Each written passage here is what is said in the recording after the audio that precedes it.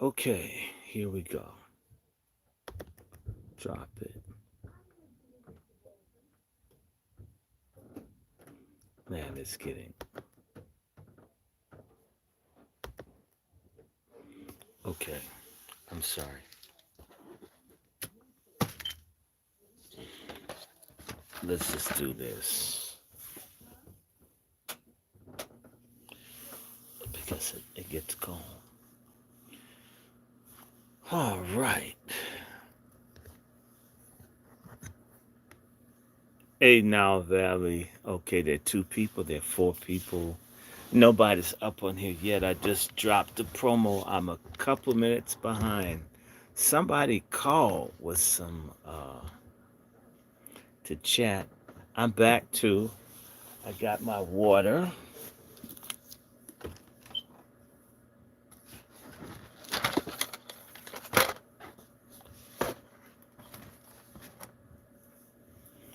And nobody's over here yet. Hmm. I hope that doesn't happen. I got the heat on because I do not want to fall asleep. And I may just go for this. I just love this.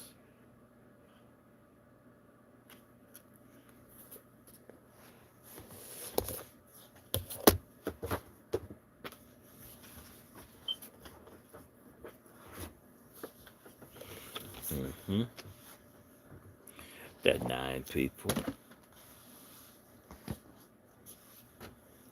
This is the book I wanted.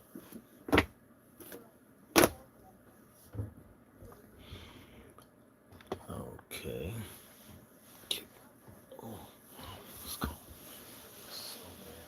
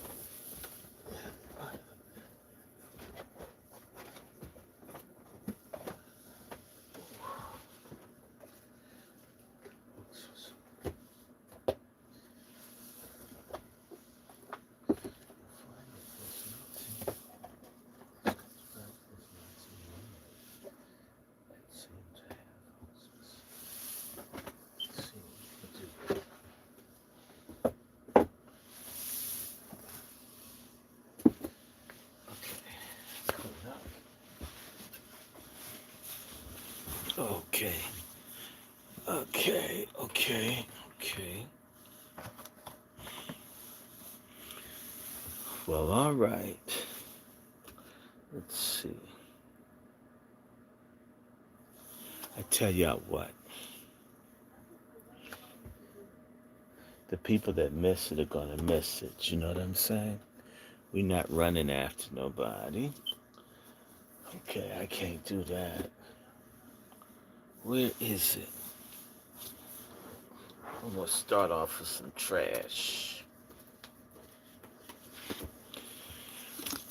I'm gonna just go ahead. 17 people at 25. There's 1, 11, 18. I need 7 more people. Come on, y'all. 777. And the book I'm gonna lead off with, because it's trashy. And we like trash. Yes, we do. Sure, we do.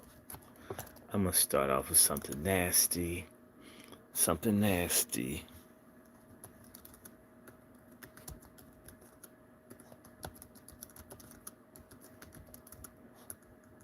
Something trashy.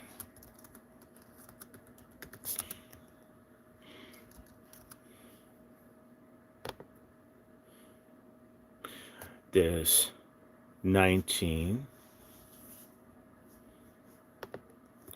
Yeah, we go. Oh my. Take the dust jacket off because this thing is something else.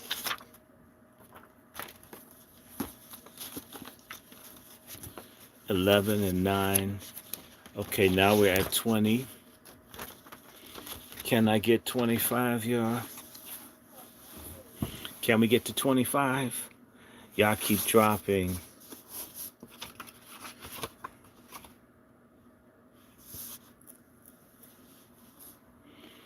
It's still 21.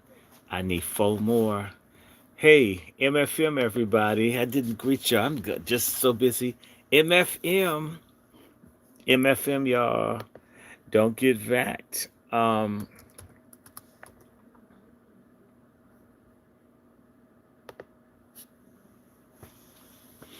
MFM, everybody. It's approaching that number.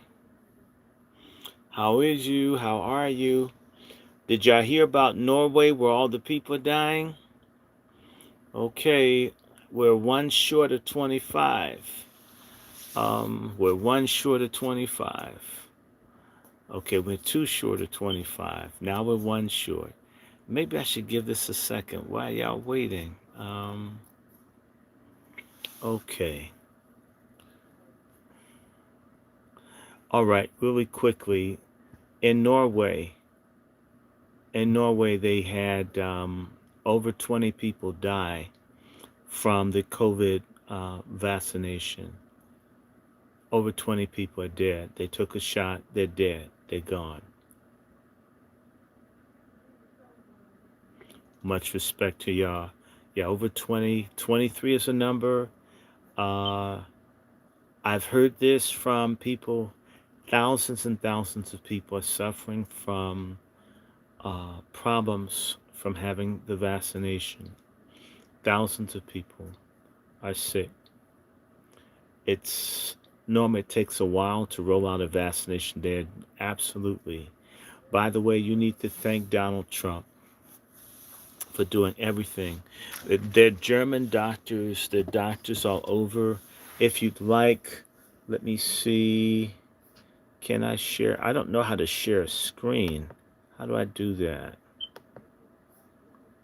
No, I don't do that. I'll just do this.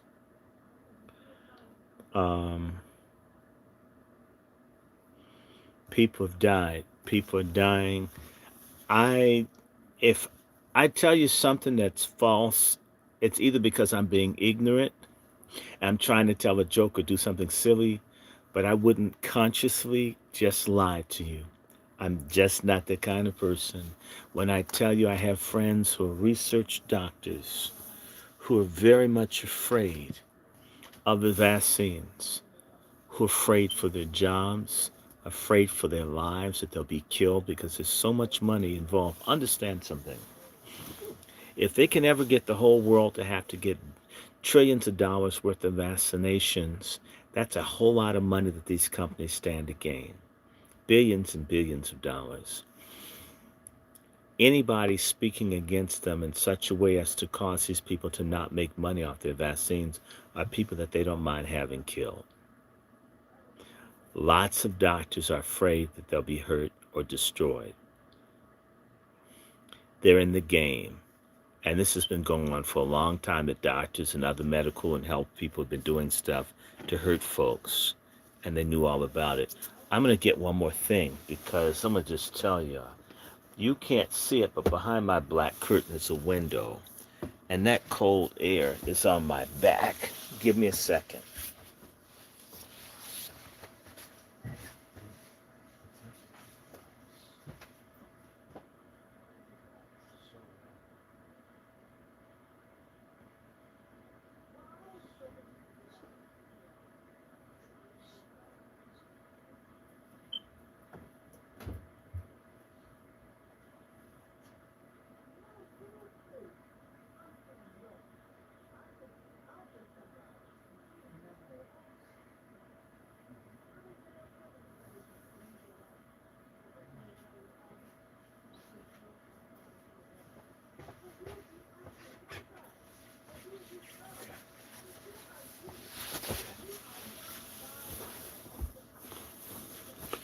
Okay.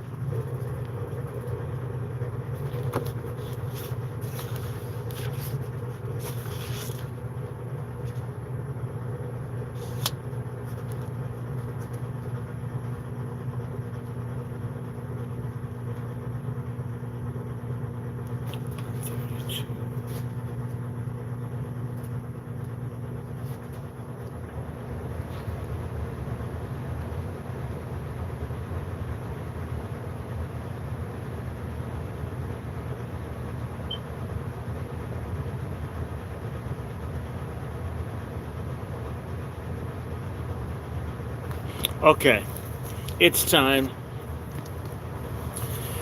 Welcome, brothers and sisters. We're right here. We're going to get into this. Again, this is segment 4 in our series on sex, racism, eugenics, and psych war. And I am your host, Dr. Randy Short of the Angry Black Men's Book Club. Let's get right down to business. The first book I thought to put out, and I'm going to just do a piece of it. I'm going to put something trashy and short. Uh,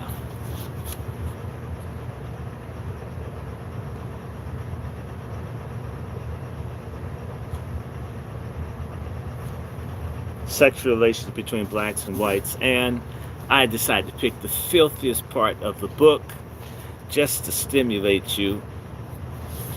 Chapter 19 of Sexual Relations Between Blacks and Whites. The White Man's Way. Homosexuality across the color line. Black Lives Matter.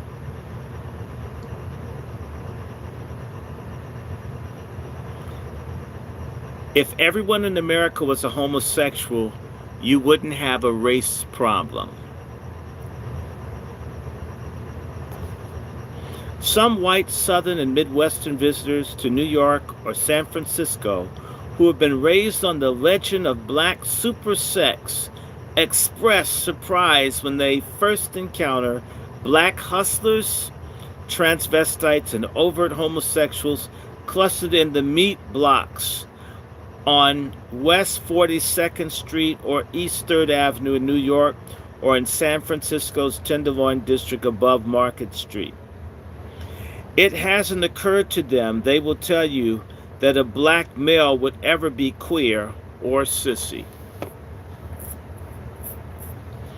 Until recently, many observers took a similar view and argued that there's little evidence that homosexuality was native to Africa.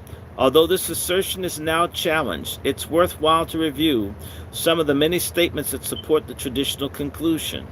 For example, in his study of the sex customs of the Middle East, The Jewel and the Lotus, Alan Edwards writes that the virile, innocent natives of the Sudan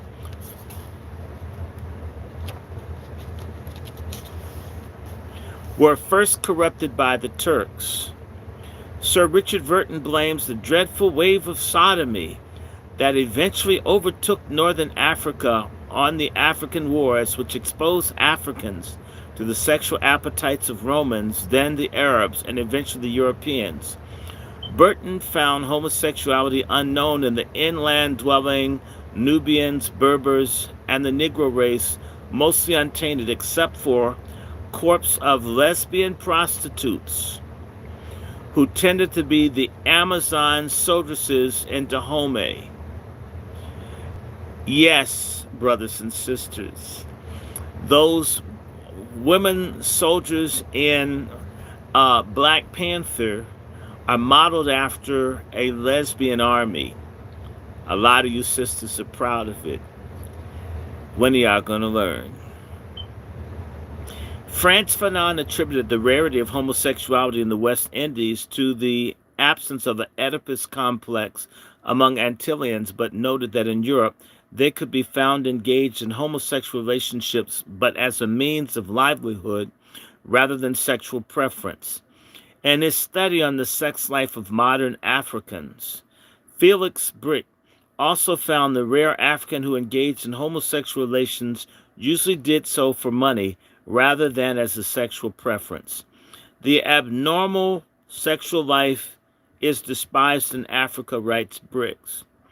If there is an exceptional case of perversity, it has certainly been learned from the European or Arab. Brick found most African men and women among the 6 Bantu and the 6 Semi-Hamite tribes that he studied were conservative sexually, with taboos against caressing females' genitals, against incest, against masturbation for adults. Women knew almost nothing about perversions or even a variety of coital positions. He did find some African prostitutes who were acquainted with the range of coital positions and familiar with cunnilingus, but they had been taught these erotic refinements from their European, Arab, and Indian clients. Nor did Brick find any evidence of lesbian activity. The only instance reported to him was an older Nandi woman who said at that time that when all the men had gone off to war, the women broke off fresh branches and cut them into the size and shape of a male's member and used them on each other for relief from sexual tension, an activity that was clearly a substitute rather than a preference. Aside from a few impotent physiologically passive males among the Bagishaw and the Marigoli, who paid young boys to perform anal intercourse on them, Brick found little evidence of homosexuality among African males. Those who were involved in homosexuality were usually doing so for gifts or hire at the instigation of white European men.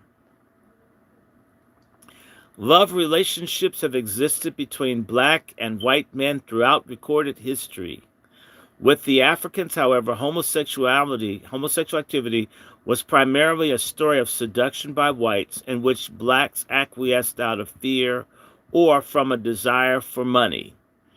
As young blacks appeared in Europe, from Africa, the West Indies, and America, they were sought after as homosexual partners by older white males. Well-placed Englishmen and Germans in London, in Berlin,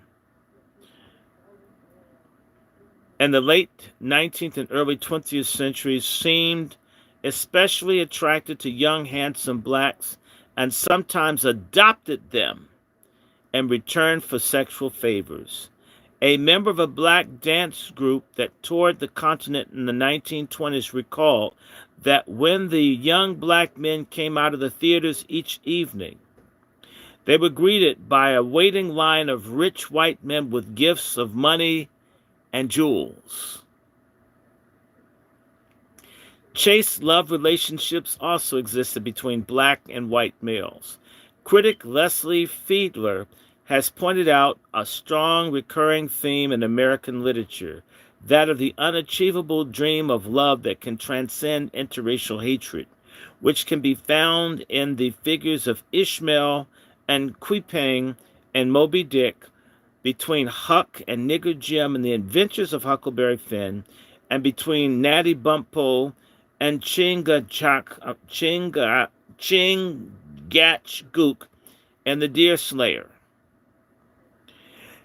In the black-white relationships that did develop into homosexual unions, the white partner usually appears to have had been the aggressor.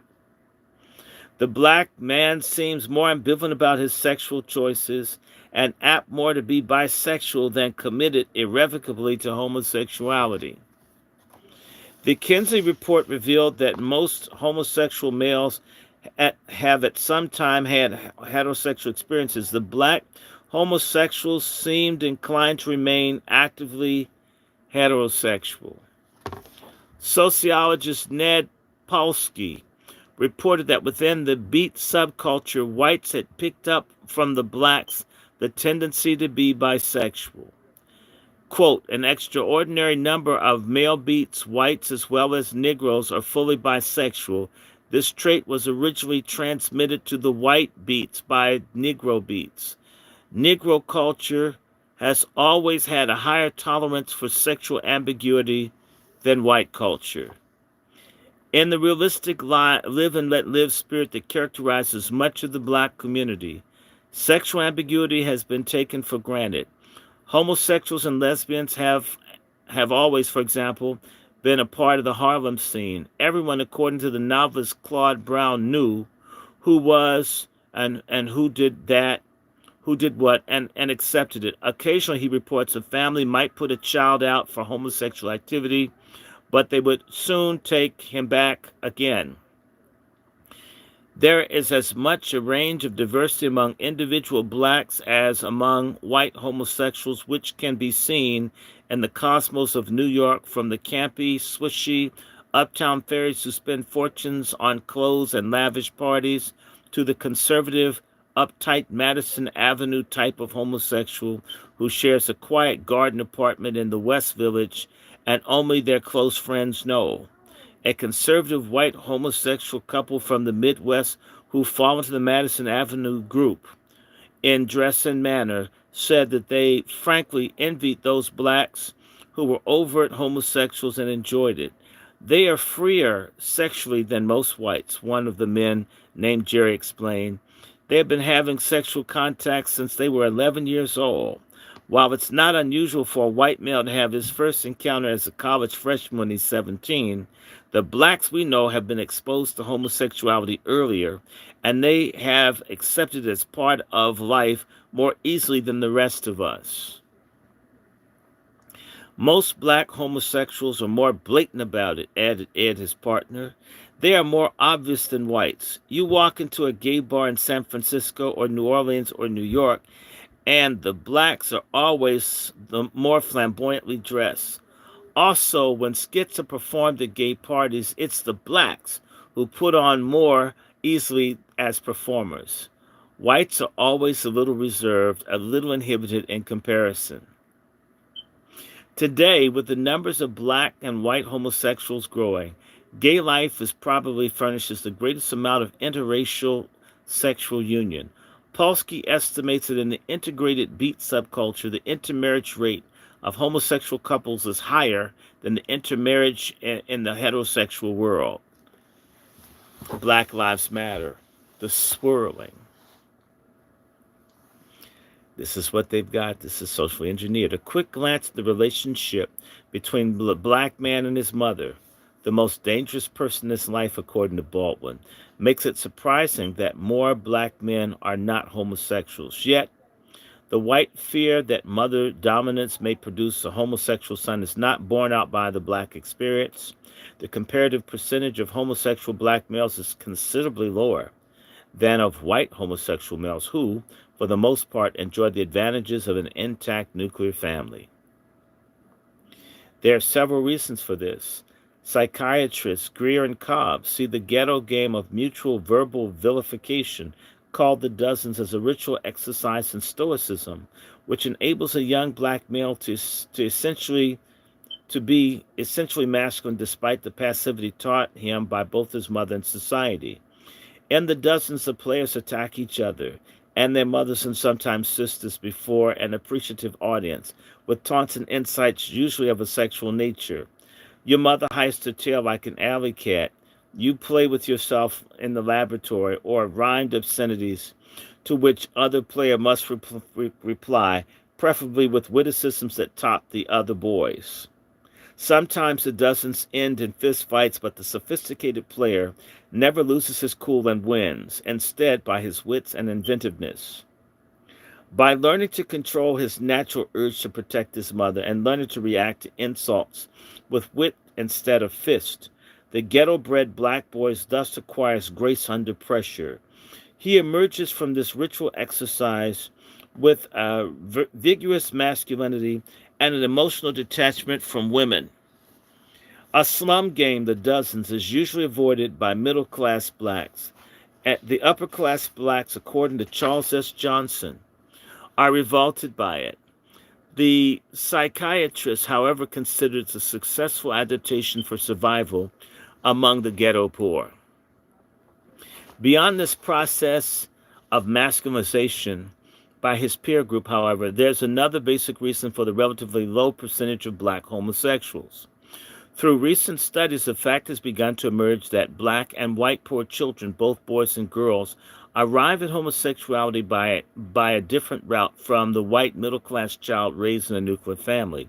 In the case histories of the black homosexual suicidal patients established by Herbert Hedlund, the classic schema for the white homosexual male with a sexless, domineering mother and passive father is found to be almost reversed. The black homosexual family's pattern consisted of sexual promiscuous mother and a father who was violent to both the mother and child. Homosexuality was an escape from a destructive heterosexuality associated with brutality of the father.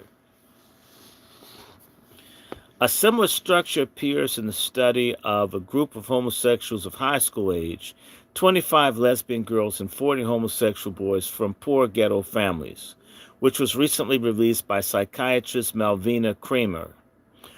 The group consisted of blacks, Puerto Ricans, and a sprinkling of whites, all of whom shared the same environment of poverty. None of these children had grown up in an intact nuclear family. All came from seriously disrupted homes.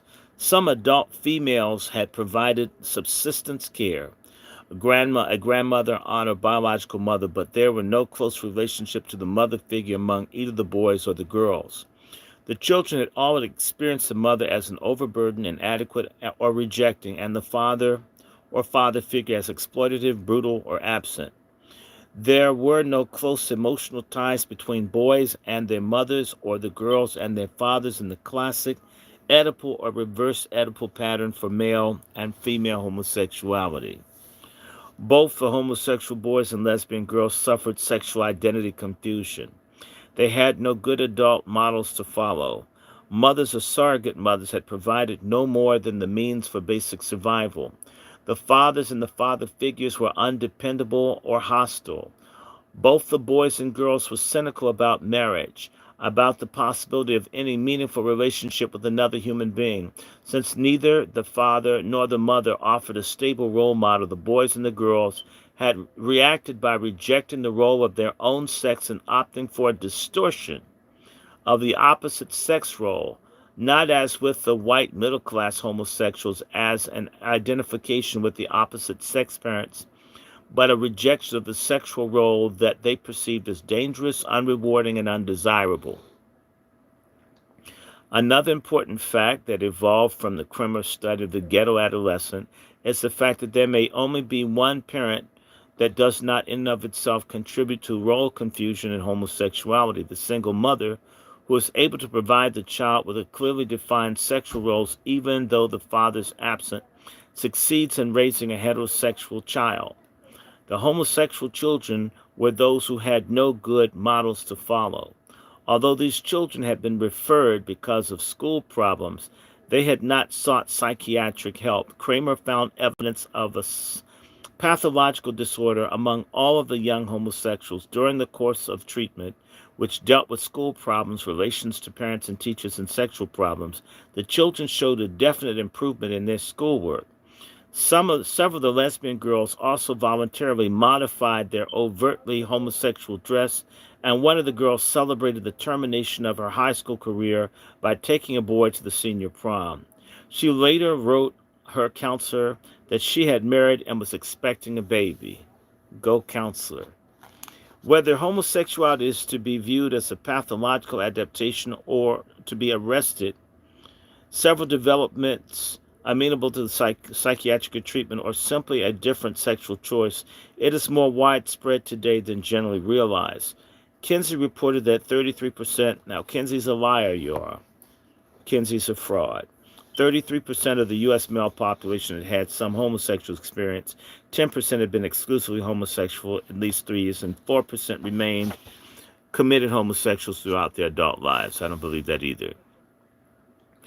New York psychologist Sharon Linden, who decries the pejorative use of the word sick to describe homosexual behavior, fits it into the Kinsey scale of a total sexual activity in the fashion I view same-sex object relationships as being higher on the developmental end adjustment than no-sex object relationships. It may be an acceptable form of adjustment for certain people to life and then themselves. In the outcast worlds of homosexuality and prostitution, blacks and whites mix freely, and relationships that ignore all racial lines. In Mama Black Widow, Iceberg Slim's heroine is a high yellow queen whose best friend is a white drag queen. Bisexual black and white prostitutes frequently work together as pairs on the street, in nightclub lesbian acts, and sometimes join in mutual love relationships. Homosexual and lesbian organizations are integrated. New York City's Daughters of Belighters numbers 400 members.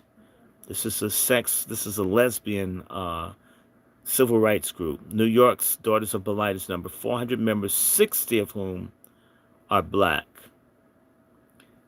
Pork chop feminism, y'all. This is what I'm talking about. Some of these women are married and live together as married couples. Some are bisexual, engaging in sexual activity with both women and men lovers. Few are second generation lesbians who attend meetings with lesbian mothers.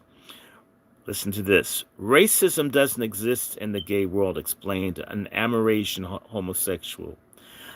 I don't happen to go for blacks simply because they're too close to my own color to excite me. I like light blondes. The lighter the better, just as many of the blacks do. There are a lot of blacks who only want whites and whites who only go for blacks. Black homosexuals who state a preference for white partners speak of their finesse, their sophistication and technique, which makes them artful lovers. In George W. Henry's sex study, white homosexuals also spoke favorably of black partners' abandonment and genital size. The homosexual suicidal patients in Headland studies who had preferred white partners gave evidence of strong racial self-hatred. For them, the interracial homosexual act was viewed as a symbolic incorporation into whiteness that freed them from their anger. Quote, the idea that anger-free, purifying whiteness could be incorporated, or that blackness, which is seen as dirty and violent, could be obliterated, runs through the Negro homosexual histories. They viewed interracial homosexuality, according to Headland, as much as Baldwin's character of Rufus in Another Country, as a possible haven of tenderness from the frustration and destruction of living black. Perhaps this self-hate aspect of the black homosexual's preference for white lovers, militant black leaders are apt to be harsh in their judgment of homosexuals, seeing it as another form of white fever. And so on Ice Cleaver calls it a racial death wish.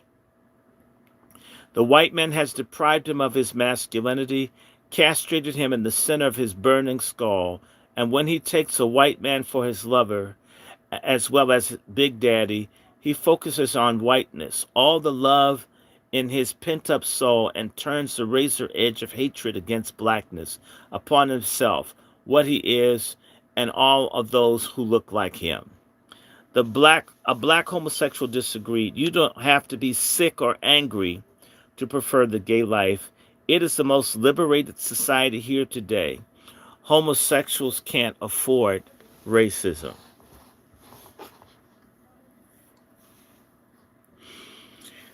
Homosexual relationships range from marriages as lasting as many heterosexual unions to the most transient of sexual encounters. A white homosexual musician who tours the country constantly said that all his activity was transient and he preferred to not even know their names, and he does not want to become emotionally involved with anyone. Young homosexuals who do not have a difficult time contacting each other in gay bars, on college campuses, in civil rights organizations. In the arts, popular rock musicians are trailed by gay groupies who cluster at the stage doors hoping for an affair with their heroes.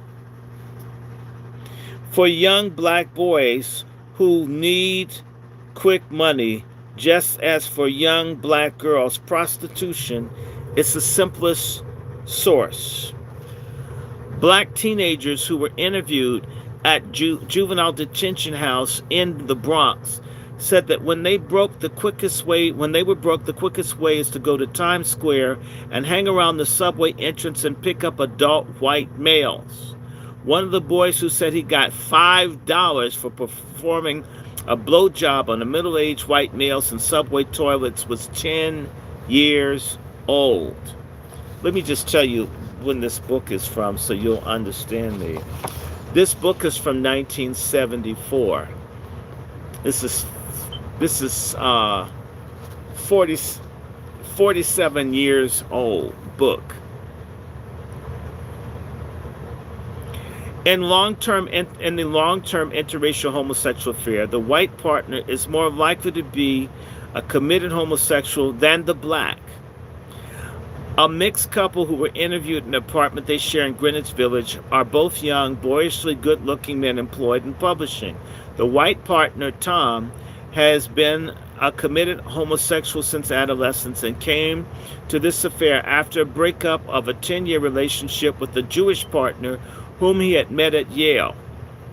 The black partner, Eddie, had had 5 previous homosexual lovers, 2 white, 3 black, on a more transient level, and his entry into the gay world apparently stemmed more from rejection of heterosexuality because of painful racial experiences than because of any firm commitment. Born in Florida to parents divorced, Eddie had been sent to Long Island, where he was raised by an uncle who lived in a white community, and he attended integrated schools. Many of his friends were white, and while in high school, he began dating an Italian girl. When they were seniors, the girl's mother stopped the relationship, saying the children were getting too old for that. Namely, it was okay on a friendly basis, but she didn't want an interracial love affair on her hands.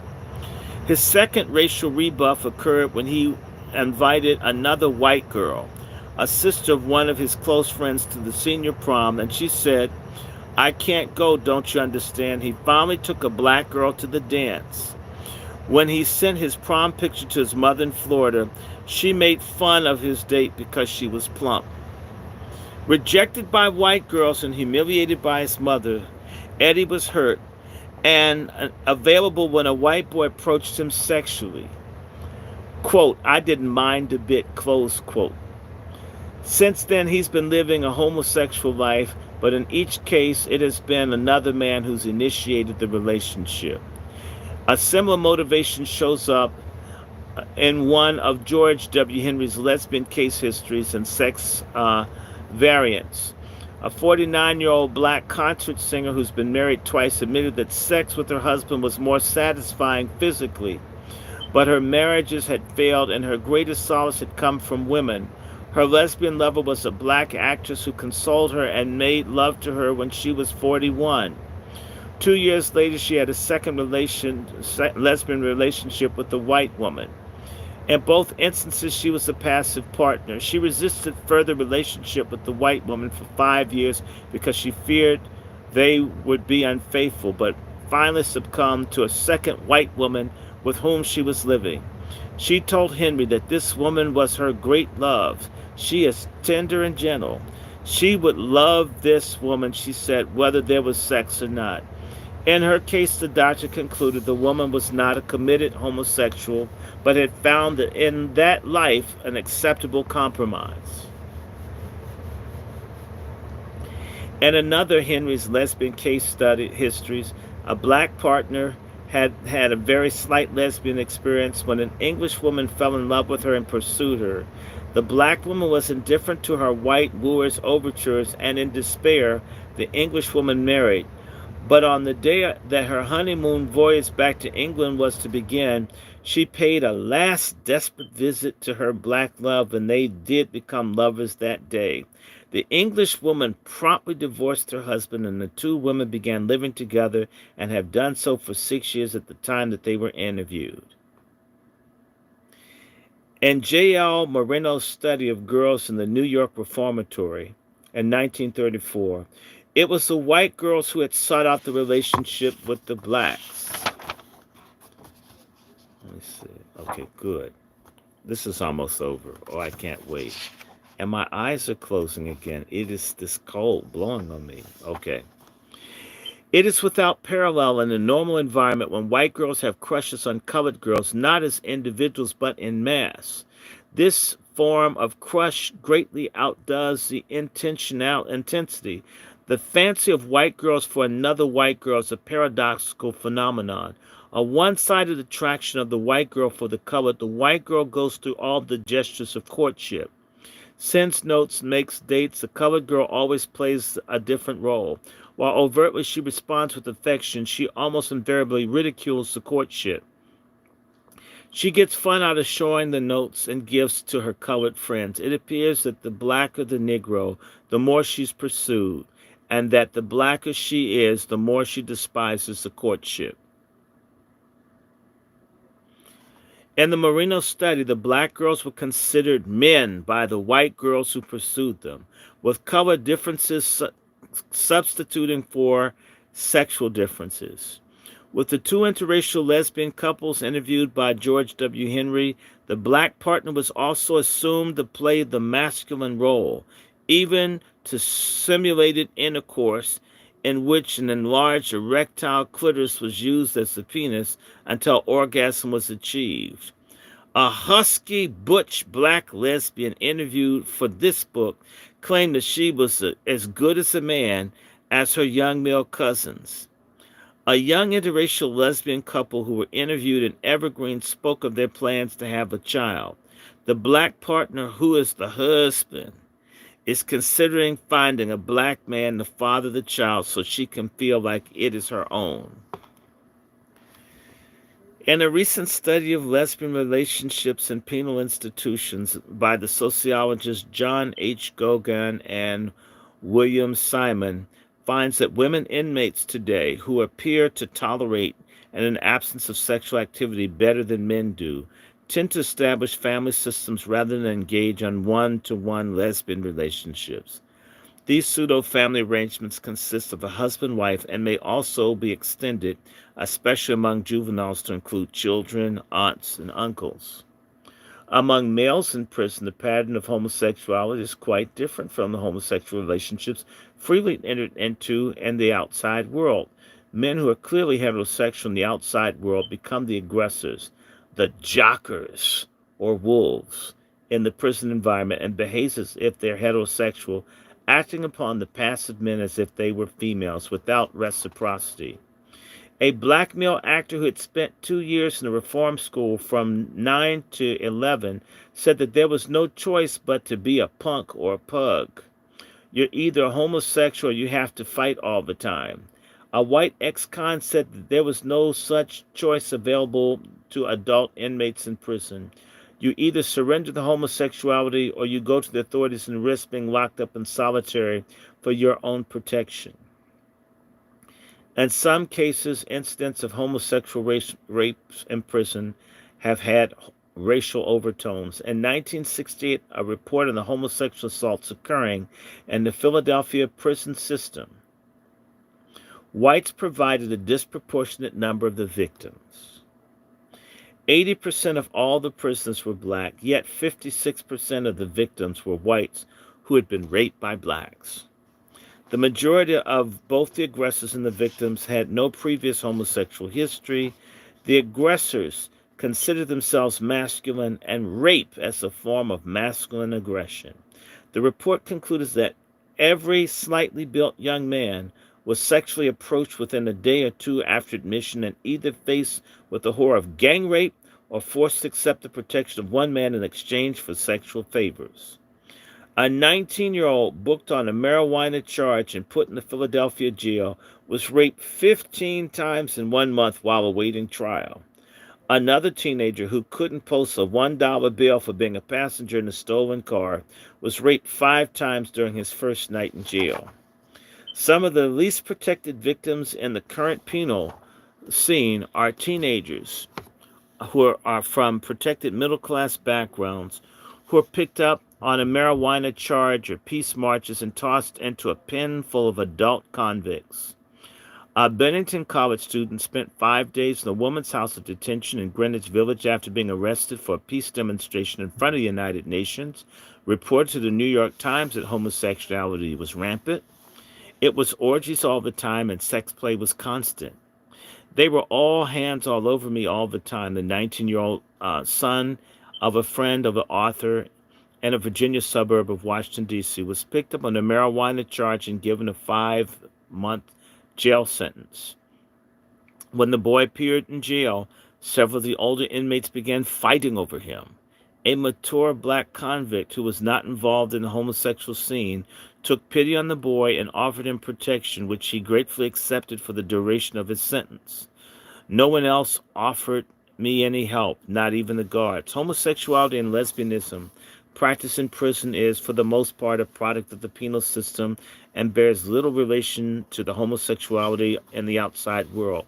But given the freedom of choice, many men and women, black and white, prefer homosexuality as a way of life, since homosexuals have been coming out of the closet and making their presence known and felt as a social force in the last few years as new facets of the new sexual behavior emerging.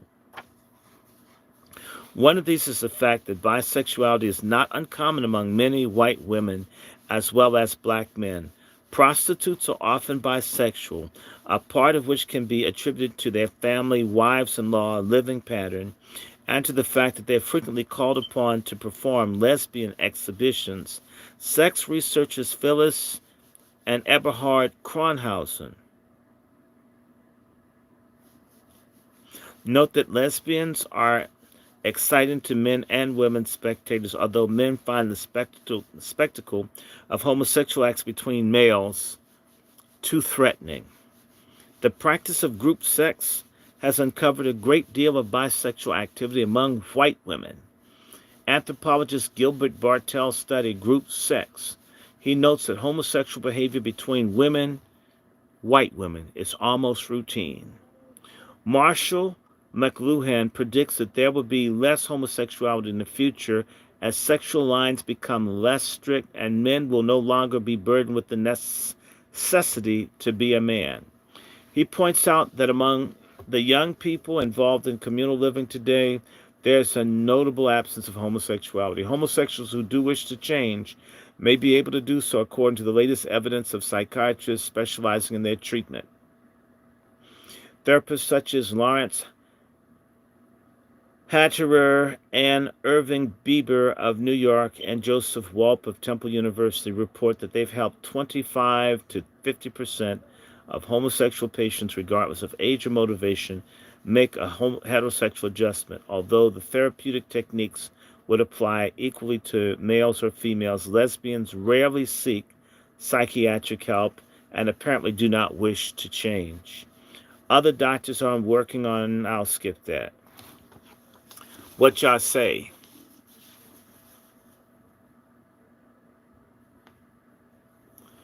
And I'm going to change positions because I think it's this cold up on my back that knocks me out here. Oh, let me do this. Okay. I was awake. This blows and blows.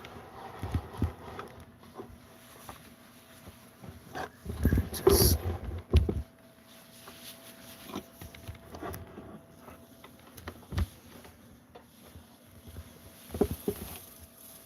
okay. Let me set my cameras right.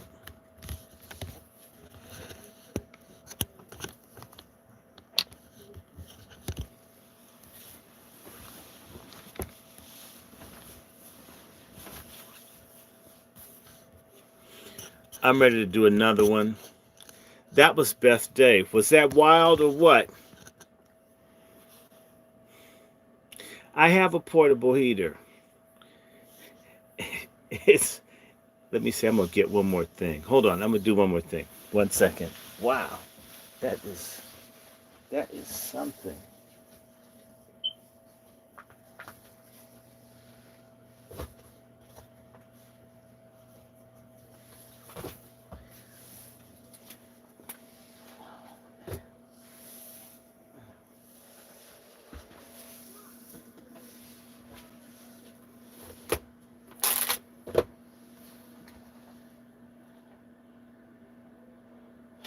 I'm sitting there. I know the germs.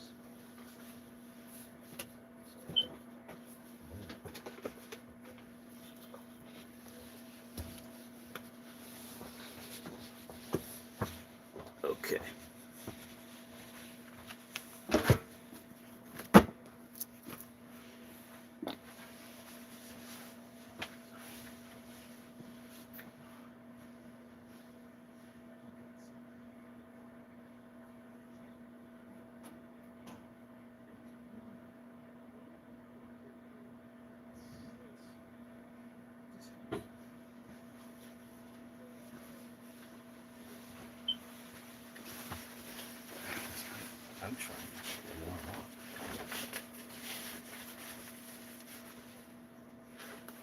trying to put me to sleep.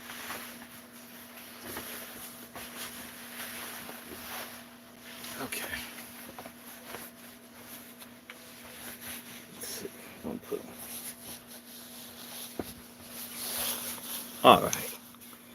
Here we go, y'all. Let's get back to business. And let's assume, keep that on my back there. I think this cold air, when it just blows and blows, it messes. Okay. I want to take another chapter from this book because I want to do Psych War. This is a really good book called Acid Dreams. Acid Dreams. And I'm going to look and see if I don't do it from here, I'll do it from another book. But I want to look at this. And I think Acid Dreams may not do it the way I want to do it.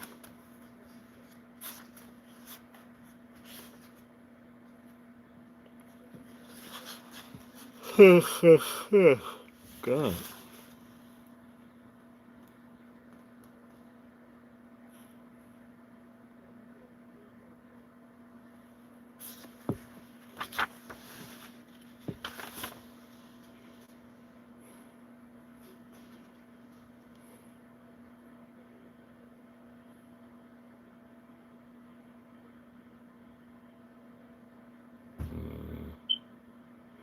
I'm going to do a different Psych War book. There's a more direct way to go at the topic I want to go after. I'm just thinking, where'd I put it? Do I have it already? I may have it. 1 second. Here it is. And there's another one I had. I want to look at this psychological crap that they're running on us. This is one. So this is the first one. I got Tavistock. Where's Hollywood?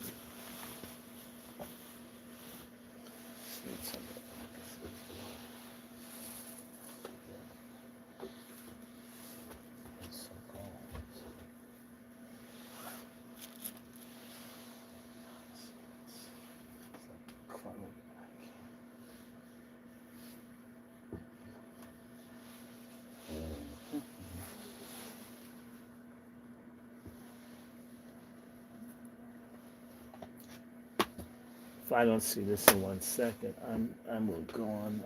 Okay, I'm tired. I'm tired of looking for it. I'll find it. It might be right in front of me, but I thought I had it. I know I have it. Let me look one more time.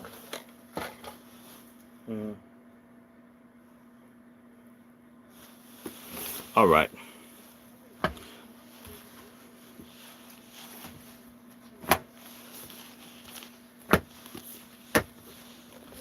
I know this is one. I'm going to do this is piece, Tavistock. Give me 1 second. Might be right here. Oops.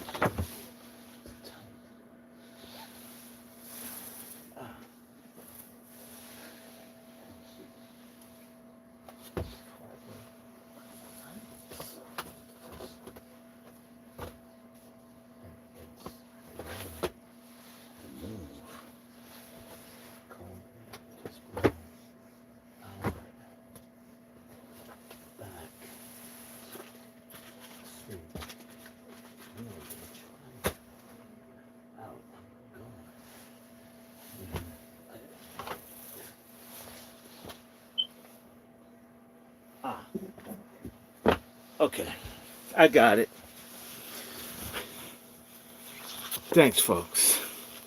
This was the one I wanted. 2 of these. I'm going to do a piece of both of these, and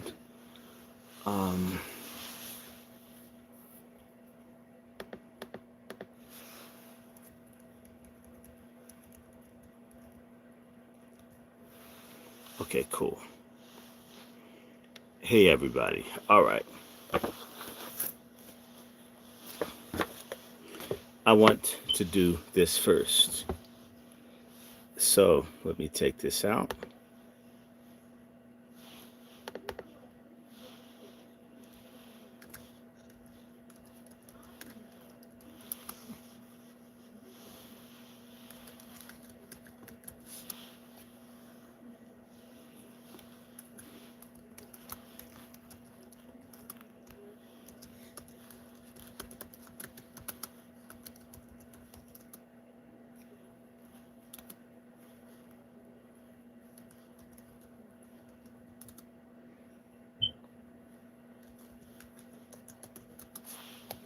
All right. These things aren't as comfortable. Hold on, let me switch out. Ah.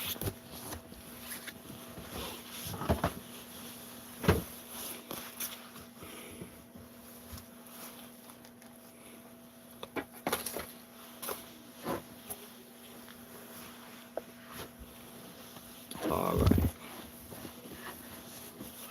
Here we go. Tavistock Institute, Social Engineering of the Masses by Daniel Estelin. You should be able to get this. Amazon. I want you to just know about these devils. And I'm going to do a few chapters here. You're going to work with me? Wonderful. Introduction. Tavistock in Sussex, England is the world's oldest center for mass brainwashing and social engineering activities. From a somewhat crude beginning at Wellington House grew a sophisticated organization that was to shape the destiny of an entire planet and in the process change the paradigm of modern society.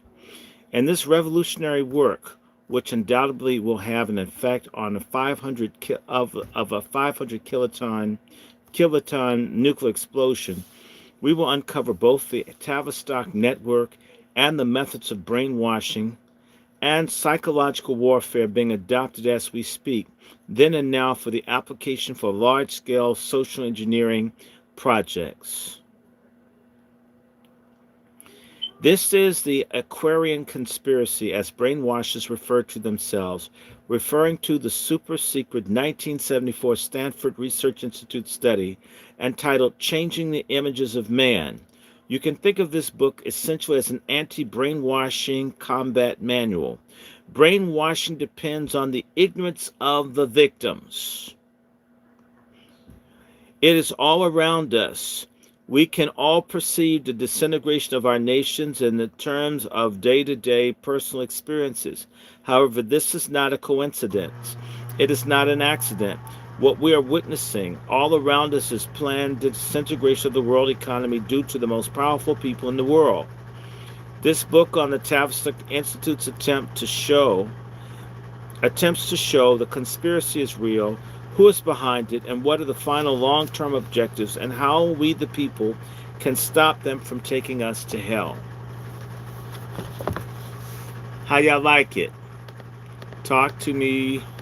I'm not hearing you.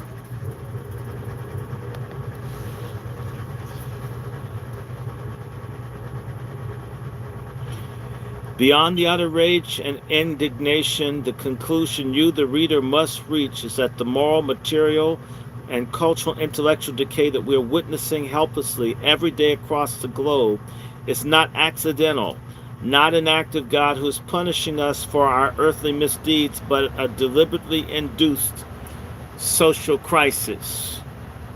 I repeat, this is not a test. This is real, and what is at stake is the future of our planet. Welcome. Make yourselves at home. All the kooks of the world are coming out of the most impressive Witches' Sabbath yet.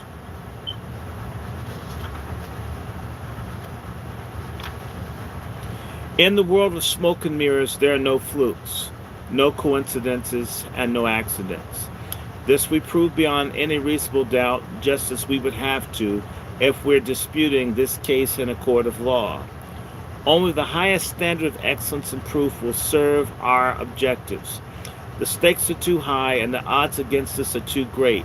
What's in the balance is the future of the planet, the immortality of the human race and the survival of our species. We will prevail. We will succeed no matter what the cost. There are no second chances, no third options or fourth ways. This is it. And with this work, that shall stand the test of time. I've drawn the line in the sand. They will not pass. We will not surrender.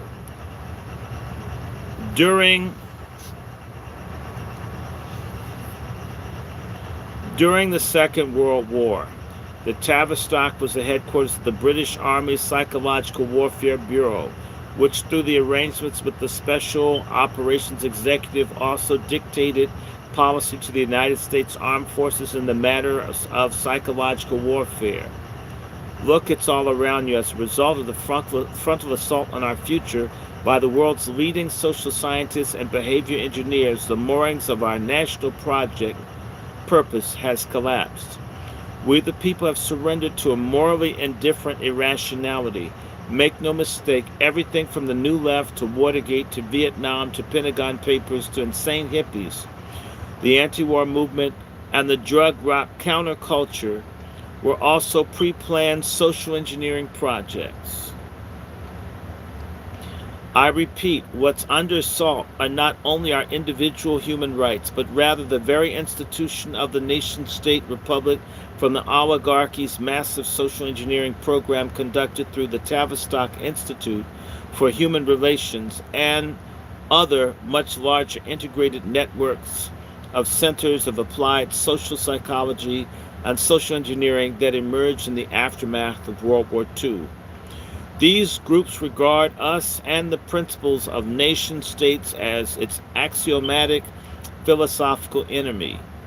This interlocked juggernaut of evil consists of some of the world's most prestigious centers of knowledge and research, such as the Stanford Research Center at Stanford University, the RAND Corporation, MIT Sloan, Advanced Center of Behavioral Sciences at Palo Alto, the Institute of Social Research at the University of Michigan, the Wharton School of Business at the University of Pennsylvania, the Harvard Business School, London School of Economics, the National Training Laboratories, the Hudson Institute, the Esalen Institute, the National Institute of Mental Health, the National Institute of Drug Abuse, the Office of Naval Research. There are others, such as the Geneva-based International Foundation for the Development, Alternatives, and Executive Conference Center, the first full-time Age of Aquarius graduate school, charged with the teaching of behavior modification for high-level executives from Fortune 500 companies. Human zombies placed at top-level management positions to lead us into the dark age of transcendental consciousness. Two foci: first, changes needed in the United States, and second, the global order. Over the period of the half-century, tens of billions of dollars have been allocated by the governments of the United States with the surreptitious help from think tanks and foundations aligned with the Tavistock to fund the work of these groups. Every aspect of mental and psychological life of people on the planet was profiled, recorded, and stored into a computer system. Above the closely operated groups of social scientists, psychologists, psychiatrists, anthropologists, think tanks, and foundations presides an elite of powerful members of the oligarchy, comprised mostly of the old Venetian black nobility. What is the purpose of the behavior modification, you may ask? It is to bring about the forced changes in our way of life without our agreement and without ever realizing what is happening to us. The ultimate goal being the complete extirpation of mankind's inner sense of identity, the tearing out of mankind's innermost soul, and the placement in a vacant place of an artificial synthetic pseudo-soul. However, in order to change mankind's behavior away from an industrial production into spiritualism and to bring us willfully into a world of post-industrial era of zero growth and zero progress, one must force a change in mankind's self-image, its fundamental conception of who we are, Thus, the image of man appropriate to the new era must be sought, synthesized, and then wired into mankind's brain.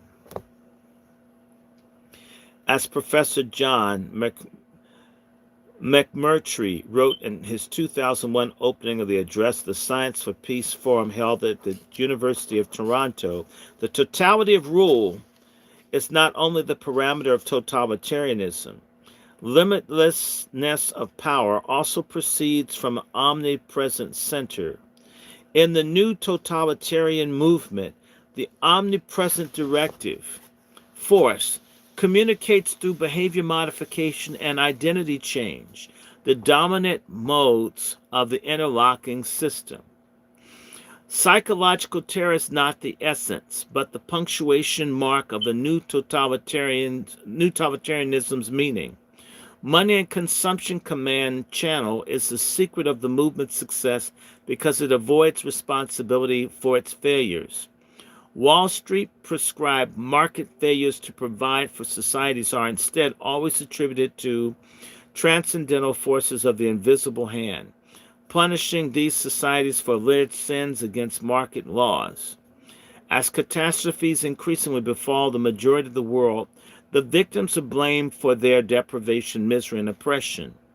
This is a far more effective mode than the just rule of mode of rule than the jackboot terror, which is more overt, but it exposes the system to another form of resistance to keep the majority, and a continual state of inner anxiety works because people are made too busy securing or competing for their own survival to cooperate in mounting an effective response. This too has Tavistock's signature all over it. Let me just stop and say to you, when you can't get certain people to do anything for themselves these days, when pedophilia, the shots, you name it, and you wonder, it's because people have been engineered to not do anything but look out for number one. That allows the system to persecute and to repress without any opposition. Who's with me? Hey, Ariel, how you doing?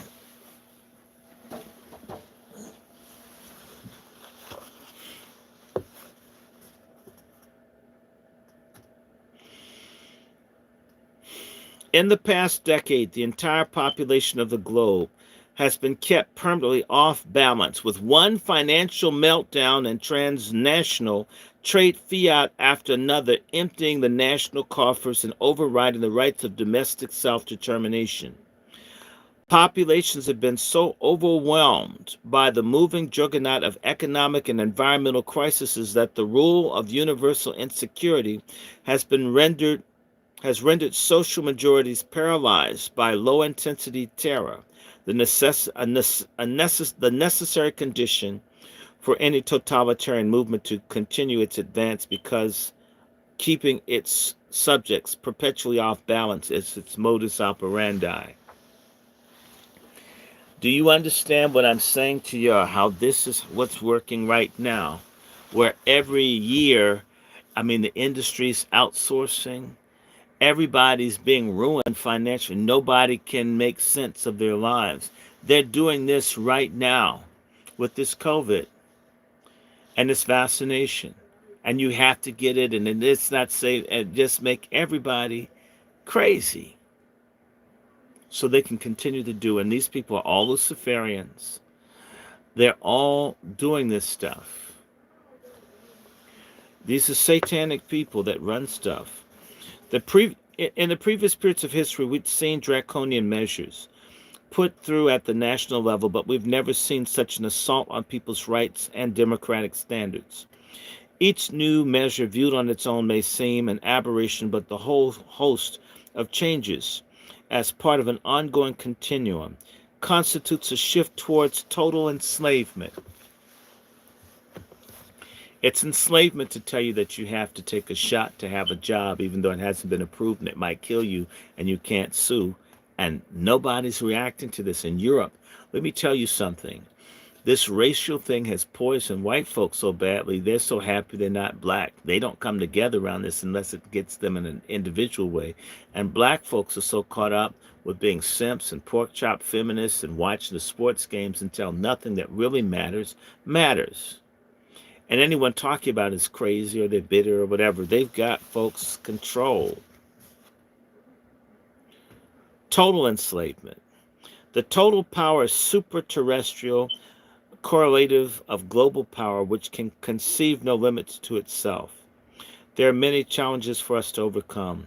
When presented with all the facts, when the evidence is neatly laid out on the table, when the conspirators have been unmasked and defrocked and their deeds shown for all the world to see, still the ordinary citizen screams conspiracy, refusing to believe that such a monstrous, mind-boggling collusion is real until it is too late.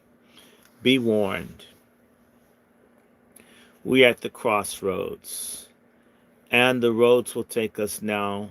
The roads we take now will terminate whether we live in the 21st century as nation-state republics or subjugated, culled and dehumanized crop of slaves.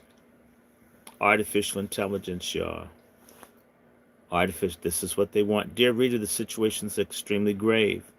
We are fighting a combined effort of some of the most brilliant people in history who scheme against us for the purposes of possessing us. But the human will is immortal. Tyrants have killed millions, and yet people have fought and eventually won their freedom. Freedom stirs the human heart, and fear still it. Amid the deafening cacophony of patriotic silence, insurgent voices command attention.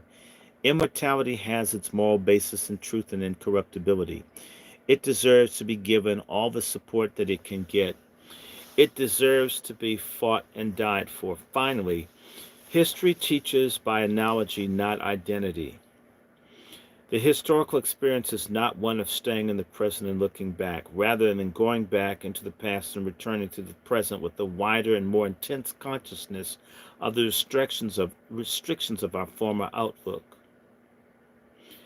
Francisco Goya's Plate 79 of Disaster shows a fair maid of liberty flat on her back, bosom exposed. Ghostly figures play about the corpse while the monks dig her grave. Truth has died. How is that for an alternative? Forewarned is forearmed.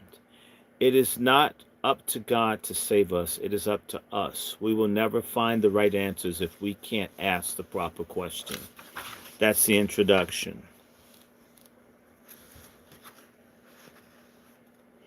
Let me see how much this I want to do.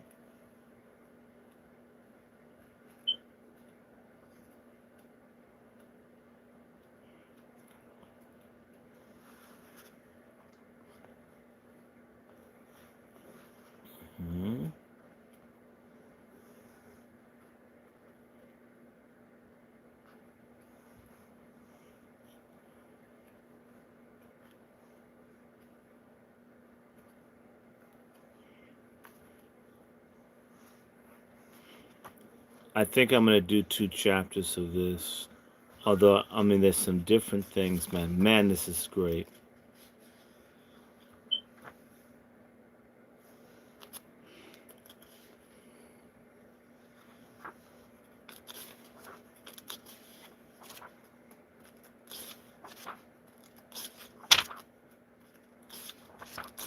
Hold on.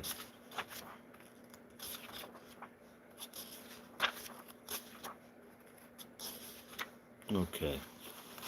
I think I might do 5 too. 5 goes from 123.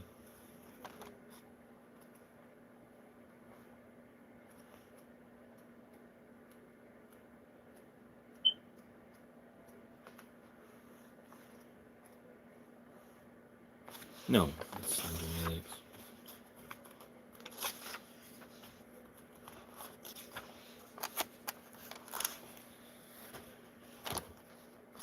Okay, I may not do all that. I'm going to do pieces. I'm going to jump through this, but I'm going to jump on it. Y'all ready? Chapter 1, Counterinsurgency. Techniques for psychological manipulation of the society are as old as humanity itself. Feudal lords, to preserve and consolidate their power, forever used punishment and torture as dissuasive agents of change.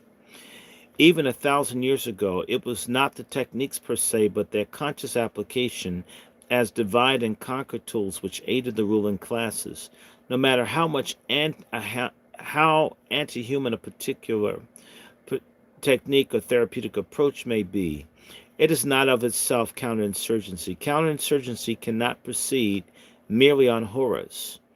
It requires a conscious and systematic application by the ruling class or its dupes. This was achieved by fusing psychology and psychiatry in the 1930s.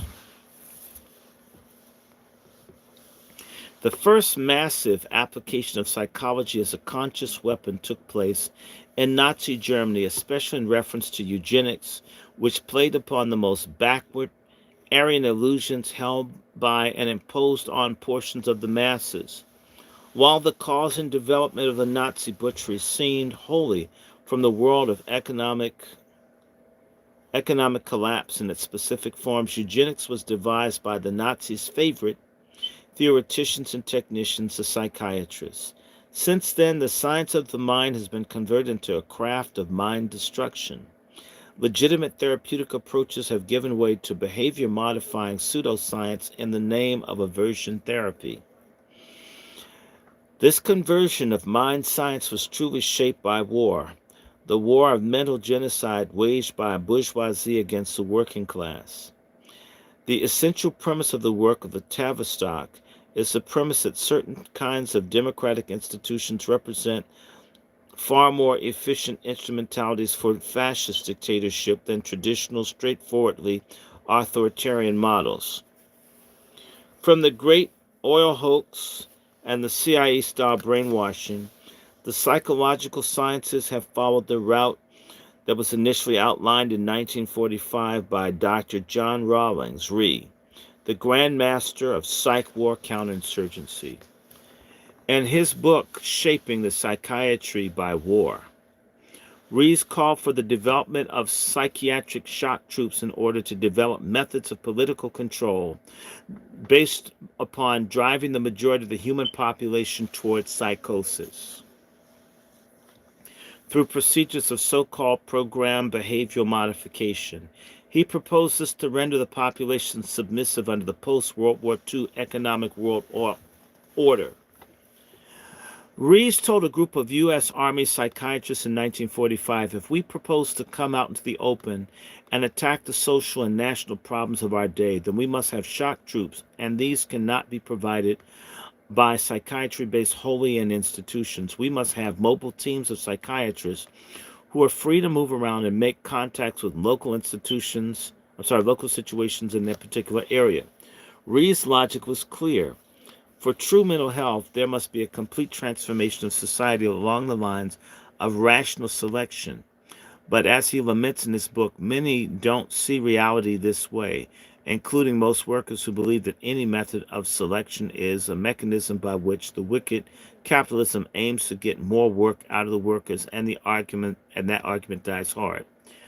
In the Reesian worldview, such naysayers, along with anyone who engages in strikes or subversive activities, are themselves neurotic, desperately in need of treatment, but unfortunately unable to see that they are ill. In such a world of unwitting neurotics, psychiatry is the only arbiter of sanity and can be exercised only by a cabal in every country, a group of psychiatrists linked together, prepared to muster all their weapons and influence for a move into the political and governmental field. Only a conspiracy of psychiatrists, as Rees meant when he spoke of his mission, could build a society where it is possible for people of every social group to have treatment when they need it, even when they don't wish it, without the necessity to invoke the law. For Rees, the construction of that cabal became his lifelong mission. As L. Marcus writes in his excellent investigative piece, the Reesian method relied completely and consciously on the destruction of the mental life world society and a forced march into universal sadism. Within this lies their affinity. Men as mindless beasts whose minds, according to Tavistock, are something to be manipulated and destroyed. Since then, different methodologies of psychological warfare have developed at Tavistock Institute that have been the central features of the activities of a worldwide set of interlocking think tanks in consultative capacity and special commissions, government agencies, and corporations. Their developmental studies and pilot projects with the clear-cut objective of shaping political techniques of social control. Rees and Tavistock organized their cabal according to a public dictum that we are not large but well placed. Rees had a clear understanding of power structures of organizing key individuals who will in turn spread ideas and influence. When we speak of psychological warfare, we are speaking of ways to make an enemy afraid. In order to do this, we must understand an enemy's psyche. What makes them love, hate, fight, run? The enemy might be foreign or domestic, an army of men, or an enraged mass of workers. In order to find an effective antidote, Tavistock and company need to understand how the enemy will react under stress. Will he fight harder or simply surrender? Or will he start making errors in judgment, winning the war for the enemy in a manner of speaking? The costliest mistakes in psychological warfare operations are always those made in ignorance of the enemy's mindset. This implies a deep knowledge of human psychology by Reesian shock troops, a knowledge which itself is a kind of black art. Since it's a war of perceptions, of world views, it is important that the psychologists and the psychiatrists and the sociologists and the anthropologists, these are unidentified little gray men in flannel suits working for Tavistock, understand the impact of art, music, literature, and other cultural modes of expression, and how the worldviews are represented by them. As Peter Lavender writes in Sinister Forces, eventually the temptation will arise to test some of these principles on a domestic population. After all, with whose mindset are we most familiar but our own? What better place to test the new theories of psychological warfare than among our own native population? As Rees said in 1945, wars are not won by killing one's opponent, but by undermining or destroying his morale whilst maintaining one's own. One of the key individuals involved in the behavior modification was psychologist Kurt Lewin. Lewin was the father of group dynamics and one of Rees' first cadre recruits who began his career at Cornell University, where he worked on a systematic series of studies of the effect of social pressure on eating habits of children. He came to the United States in 1933, a refugee from Nazi Germany.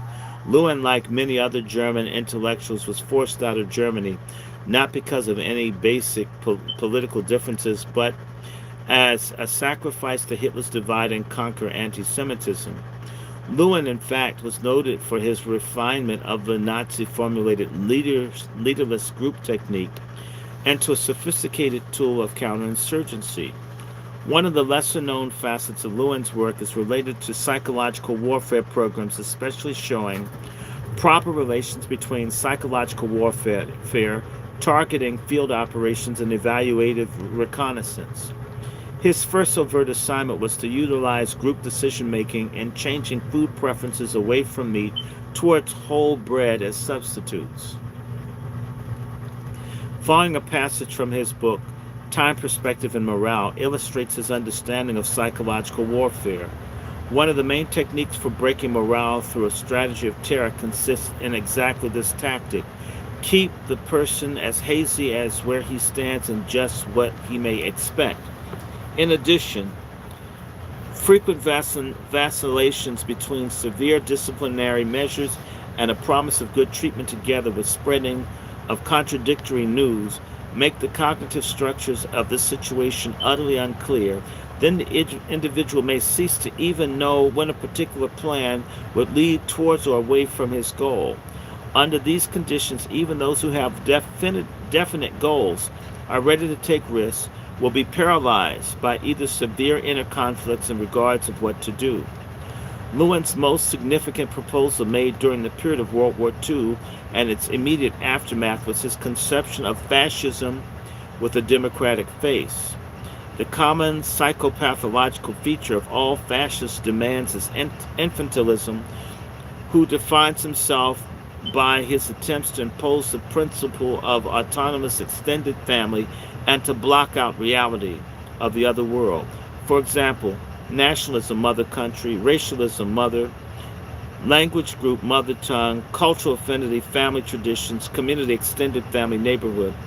Lewin was the first to realize that through close observation of his tested cadres, that the imposition of fascist-like forms of small group organizations and corporatist structural forms could induce fascist ideology in a subject population. In a sane and moral society, Lewin's proposals would be used for toilet paper, and Lewin himself would have been put under protective psychiatric care. Instead, he was given a lot of money, U.S. citizenship, and a grant from the Rockefellers to craft social engineering projects. Lewin proposed that through the use of a small group of self-brainwashing techniques, a more efficient form of fascist dictatorship could be established. The ratio of visibility of a horde of jackbooted enforcers, characteristic of the Nazi regime, could be reduced by creating fascist forms of small, self-administering community groups. They see themselves as existing by means of their ability as individuals to influence behavior of those immediately around them. The result, thought Lewin, would be a more efficient form of a fascist regime with the superficial appearance of the special democratic forms. In other words, if an atomized individual's world is converted into a controlled environment which conforms to such a fascist structural reform, the victim's mind will discover that only when its potential paranoid self provides it with the means for agreement with the controversial environment. In other words, fascism is the world desired in the paranoid drams of the id.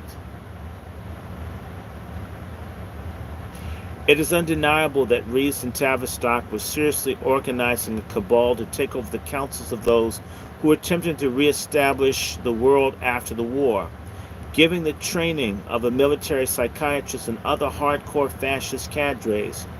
The establishment of a fascist political order would proceed according to Rees, Lewin, Tavistockian model in the following normal steps. Break down the existing democratic constitutional institutions. The military and police forces could be reorganized for civilian action as they are now in the United States.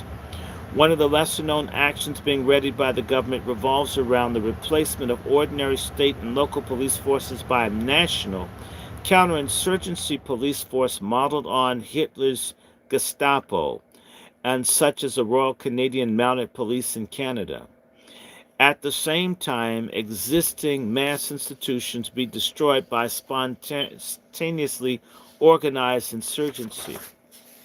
Local committee groups would be used to destroy broad-based political institutions. Among these recruits to fascist community control, gangs and counter-gangs of terrorists, Antifa, Black Lives Matter, Proud Boys.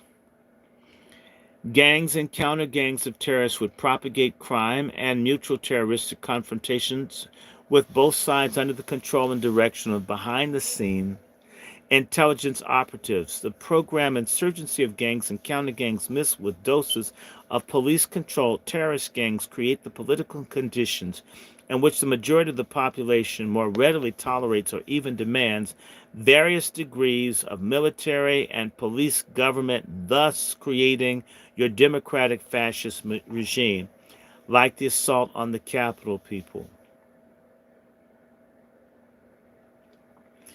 Eliminate through subversion, assassination, military intervention, embargoes, or popular and spontaneous uprisings the regime that's outlived its usefulness. Appoint democratic civilian government.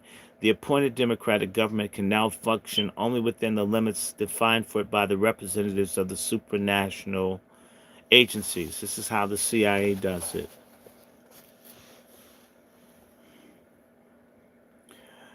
The specific topics towards establishing fascism with a democratic face are as follows.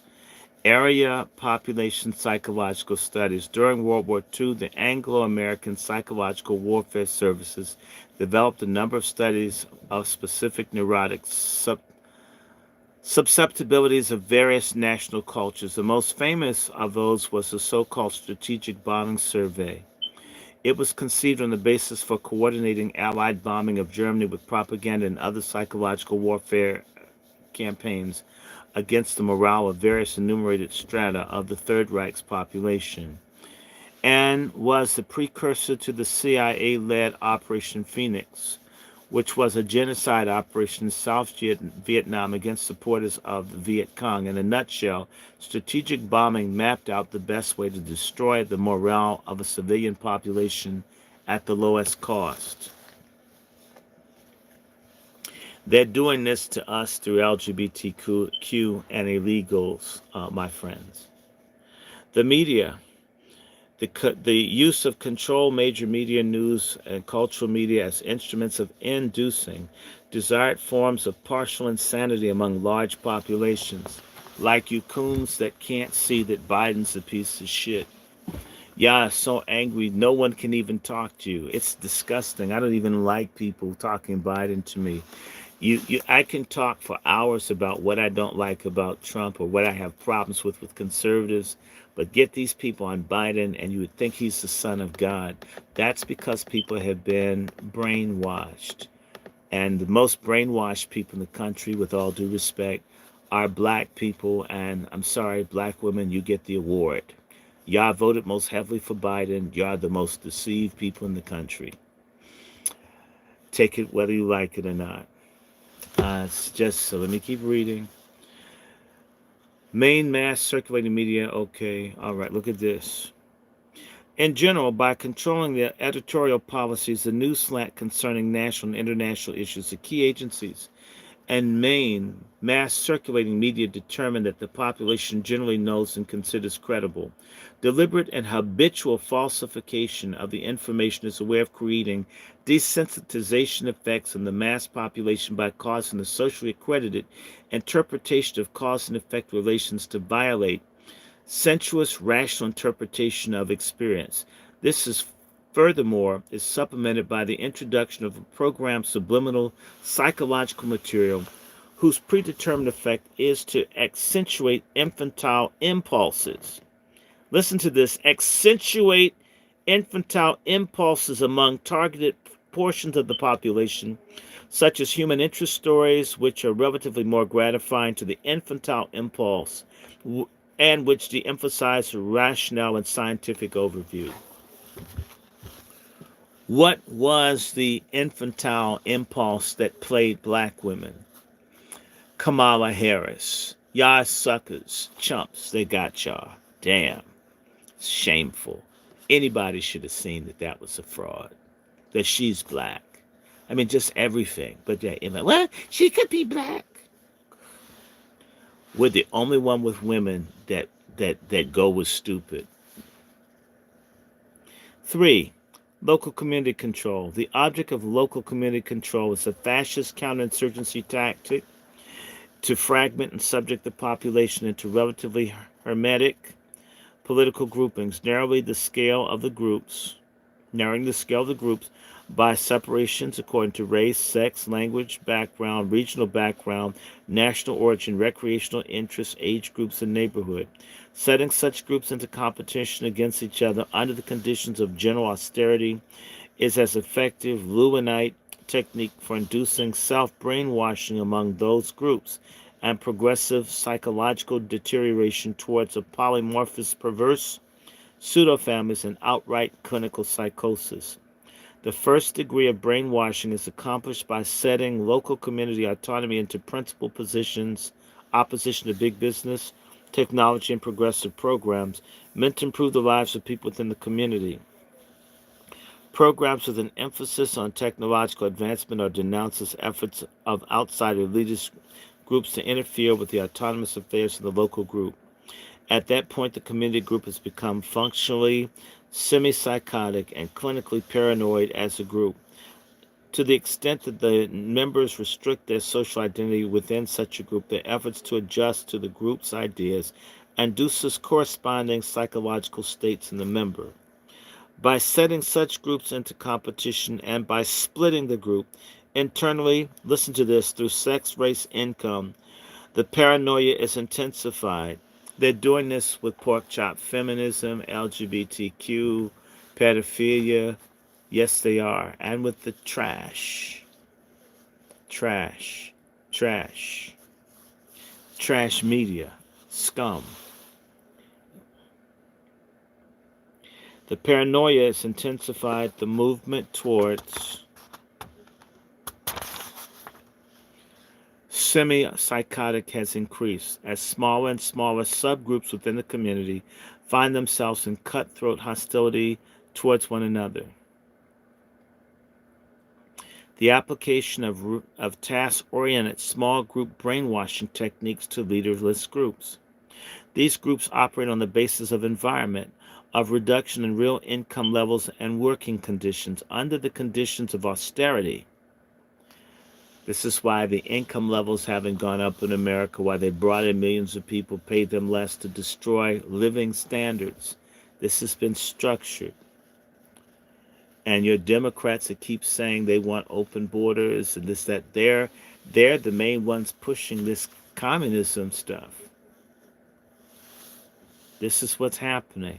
Let me keep reading. These groups operate on the basis of an environment of reduction of real income levels and working conditions. Under the conditions of austerity, the brainwashing consists of getting the workers to make up for part of the lost standard income rates by ingeniously speeding up themselves, by recycling the employed and unemployed in large-scale relocation programs and introduction of group work incentives and performance reward competition among competing groups transforms the small production team into a potentially self-brainwashing group. Under these conditions, semi-psychosis and psychosis cause the group to voluntarily attain degrees of intensification of labor which cannot be forced on from a sane group. The members from such self-brainwashing leaderless group work teams emulate the racehorse syndrome, driving hysterically towards literally suicidal work pace. The Tavistock Institute and the University of Pennsylvania are two of the best-known centers where such experiments are practiced.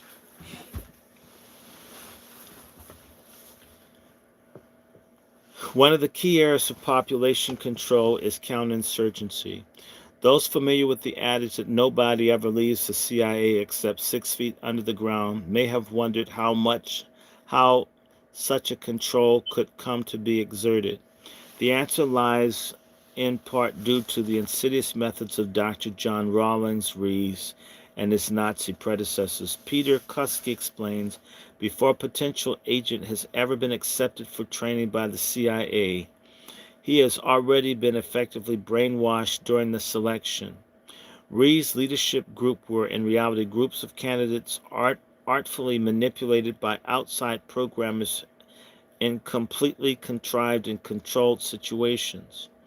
In 1946, Nathan Klein, who at the time served at the War Shipping Administration of the United States, described an officer selection process that Rees personally set up for the U.S. Marines shortly after the war. Peter Kuski, in The Shaping of the Anglo-American SS by War, explains 20 candidates were gathered together in a group and told their future as a squad in the Marines was dependent upon beating the record of all the other Marine units that had tried to solve the problem they were about to be presented. Then they were told to imagine that they were on a deserted island and the unassembled life raft before them had just drifted ashore. With suitable appeals to their team spirit, they were instructed to break the record as getting the raft assembled and off the island. Psychological warfare specialists standing on the sidelines observed carefully the approaches of each individual in the group to the problem. Did he immediately rush into the trial and error mode of operation or stand back and size up the overall situation? Did he exhibit gung-ho enthusiasm and motivation or withdraw in alienation from the situation? Which man would move from leadership and manage to enforce group discipline and draw out the team spirit? When they tabbed their leader, a ruse was used, such as an alleged invasion on the other side of the island, to pull him out together with 3 or 4 others. In this way, a new situation was developed where the psychological warfare experts could observe the rise of a new team leader. One of the purpose One purpose of these insidious and artificial schemes was to encourage mindless team spirit and select the most rabid and competent team leaders. Another aim, when combined with the candidate's personal history questionnaire and other written tests, was to compile a psychological profile of each man for later use. Again, in citing Peter Kuski's Shaping of the Anglo-American SS by War, it was necessary, however, to destroy whatever real ego strengths the candidate still possessed. This was the intention behind the Rees stress test. One such test was used by John Gardner at the OSS. In this brainwashing scheme, the candidate was given 12 minutes to construct a cover story to be presented to interrogators who caught him stealing government documents marked secret from a government office in Washington. The candidate was told this was a make-or-break test, encouraged to internalize a plausible new identity, or warned that his answers to high interrogators must not compromise the OSS organizational security or blow his cover. When the candidate was finished thinking up his cover story, he was brought into a dark room, a spotlight blinding him and 3 agents facing him. For the next several minutes, these brainwashing specialists would almost always tear to shreds the victim's hastily concocted cover story by various tough cop, soft cop methods, as well-prepared staccato catch questions, physical brutality, etc. Almost without exception, the candidate was left dazed and confused. Then the brainwashing agents would abruptly break off the interrogation, saying, "We now have abundant evidence that you have not been telling the truth, that's all." After the interrogation board has ostensibly engaged in some of the whispering back and forth would come, "Your name is Jones, isn't it? It is our decision, Jones, that you failed the test." The crestfallen candidate was instructed to go upstairs. There's a staff member who would pretend to commiserate emotions and fear in this pleasant atmosphere following the earlier great tension. Most of the broken candidates would readily open up and talk about their childhood childhood in response to questions like, "As a psychologist, I've been wondering whether there weren't times in your childhood somewhat similar to this when you concealed petty things from your mother when she questioned you." Usually the candidate would naively and pathetically ramble on about his mother, his early sexual experiences, etc. By this time, the OSS not only had its desired psychological profile, it had also crushed the last vestiges of genuine ego strength in the victimized potential agent, and was now in the position to manipulate and program him almost at will to cooperate with the team. The most up-to-date utilization of these Anglo-American SS brainwashing methods was unwittingly revealed by the Sunday Times of London on January 27th, in an article about the U.S. Army Special Forces entitled "The New Secret Service." The Times described the counter-interrogation methods now used. The 4-stage brainwashing program starts with testing for sensitivity of the nervous system through flashing words or symbols on the screen for fractions of a second in order to find if physical torture or isolation and solitary confinement would better break him. Phase 2 of the breakdown of the troop's identity by teaching him how to develop a plausible alter ego. The third phase involved a brutal group attack or self-criticism sessions used to further destroy ego strength to supposedly simulate enemy or interrogation. And the final phase, instruction in beating a lie detector, involved, amongst other things, pairing strong electric shocks with ordinary everyday words. This technique would have been of obvious value to the CIA in preparing brainwashed veterans for hit squads as described under its counter interrogation cover as follows. These ordinary words acquire an emotional meaning for the man trained for a certain mission. Thus, an interrogation, a mixture of control and conditioning, a man's response will appear chaotic and misleading. The OSS CIA wasn't the only ones using the latest and most up-to-date systems and techniques of counter-interrogation and agent indoctrination. Soon after, Tavistock developed newer, more and even more sophisticated methods of mind control.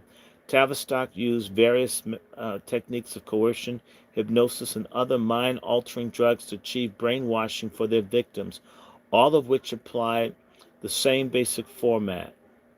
Induce massive physical or psychological stress in the individual and then relieve that stress. Through repeated vacillations between stress and relief, the subjects, be they army recruits, intelligence agents, or general population, eventually became intensely suggestible. The OSS pristine interrogation darkroom literally became the house of horrors for the newly selected recruits of the British MI6. One such secret location reserved for special government projects was at Powergen in Solihull, the UK. The year's 1979, a young British intelligence recruits entering the building had no idea of the hell what lay before them, writes Richard Tomlinson, a former MI6 spy who was part of the program. No idea that they would be forced to become slaves to a demonic mind control program run by MI6 and sanctioned by the Royal Arch Freemasonry through the Tavistock Institute.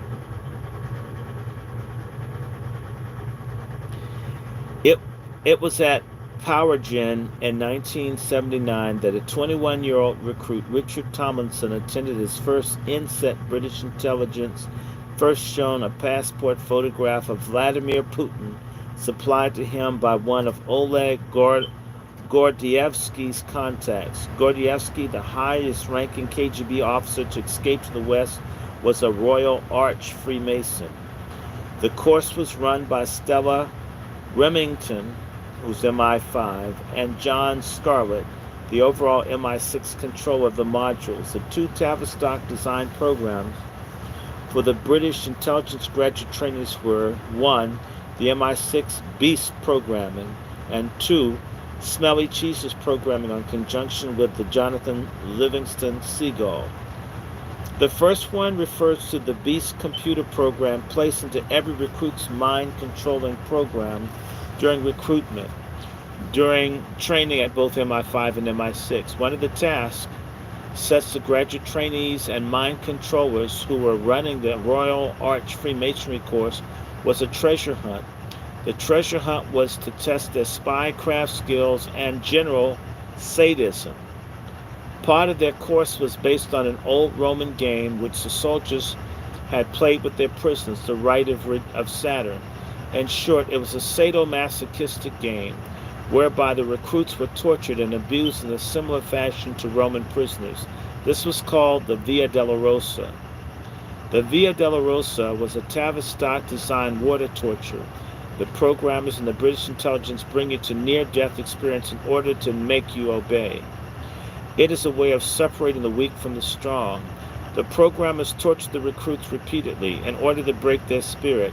The key, an initiate, is worthless to them if they were capable of disobeying orders from above. Some people never recover from the experience. Symbolically, this is the birth, death, and resurrection process. The stages of the cross. Most initiates are taken to Jerusalem and the walk of the Via Dolorosa in order to reinforce this programming that they have become Christ-like.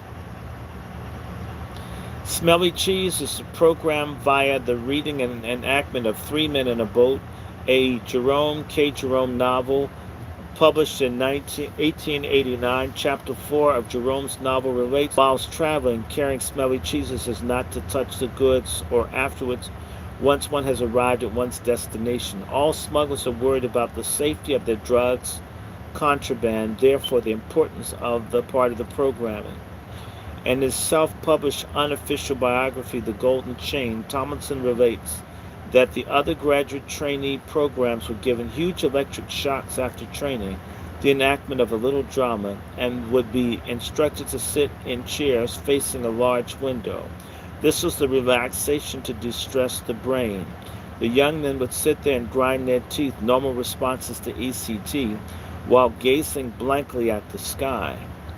Mr. Blue Sky by ELO was sometimes played at this point to rejuvenate their spirits.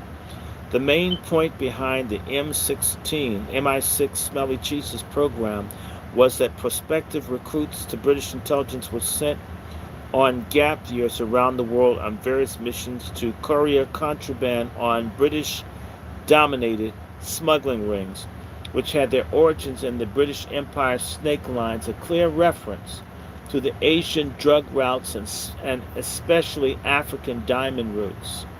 Smelly Cheese's program was used in parallel with John Livingston Seagull. Why?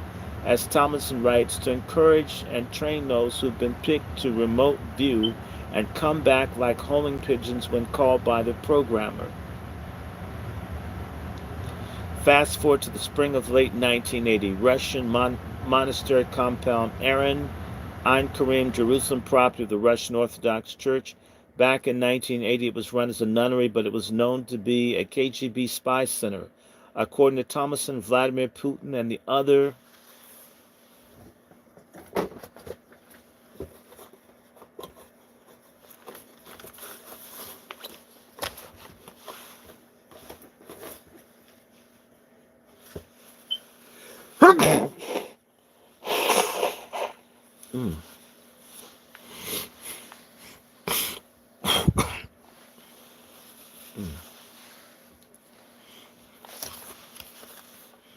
Vladimir Putin and the other KGB Royal Ark Freemasons stayed within the high-security compound. The British intelligence recruits mainly stayed at the youth hostel behind the St. John Church in the center of Ein Karim. It was located partly up the mountain which overshadows the town, and it backs onto a pine forest. What is mind-boggling in this upside-down universe of smoke and mirrors is that in the evenings the graduates would sit on the verandas of these buildings with their KGB Russian counterparts to smoke, drink vodka, and shoot the breeze. Tomlinson spoke Russian and acted as a de facto translator for the group. Tomlinson explained that this was the first time the future president of Russia, Vladimir Putin, and now former MI6 agent, had met. Fast forward to 1993, Poland, with the Soviet Union disintegrating into oblivion, Poland became the world's largest flea market in the world of intelligence, possessing large mineral wealth, large oil reserves, and even more timber than the Amazon, not to mention an immense stockpile of Soviet-era weapons. The country was being asset stripped. The strategy was intended to topple Russia into anarchy towards the point where Russia could not oppose Western military operations. No one really knew who was working for which agency or which agency was allied to whom.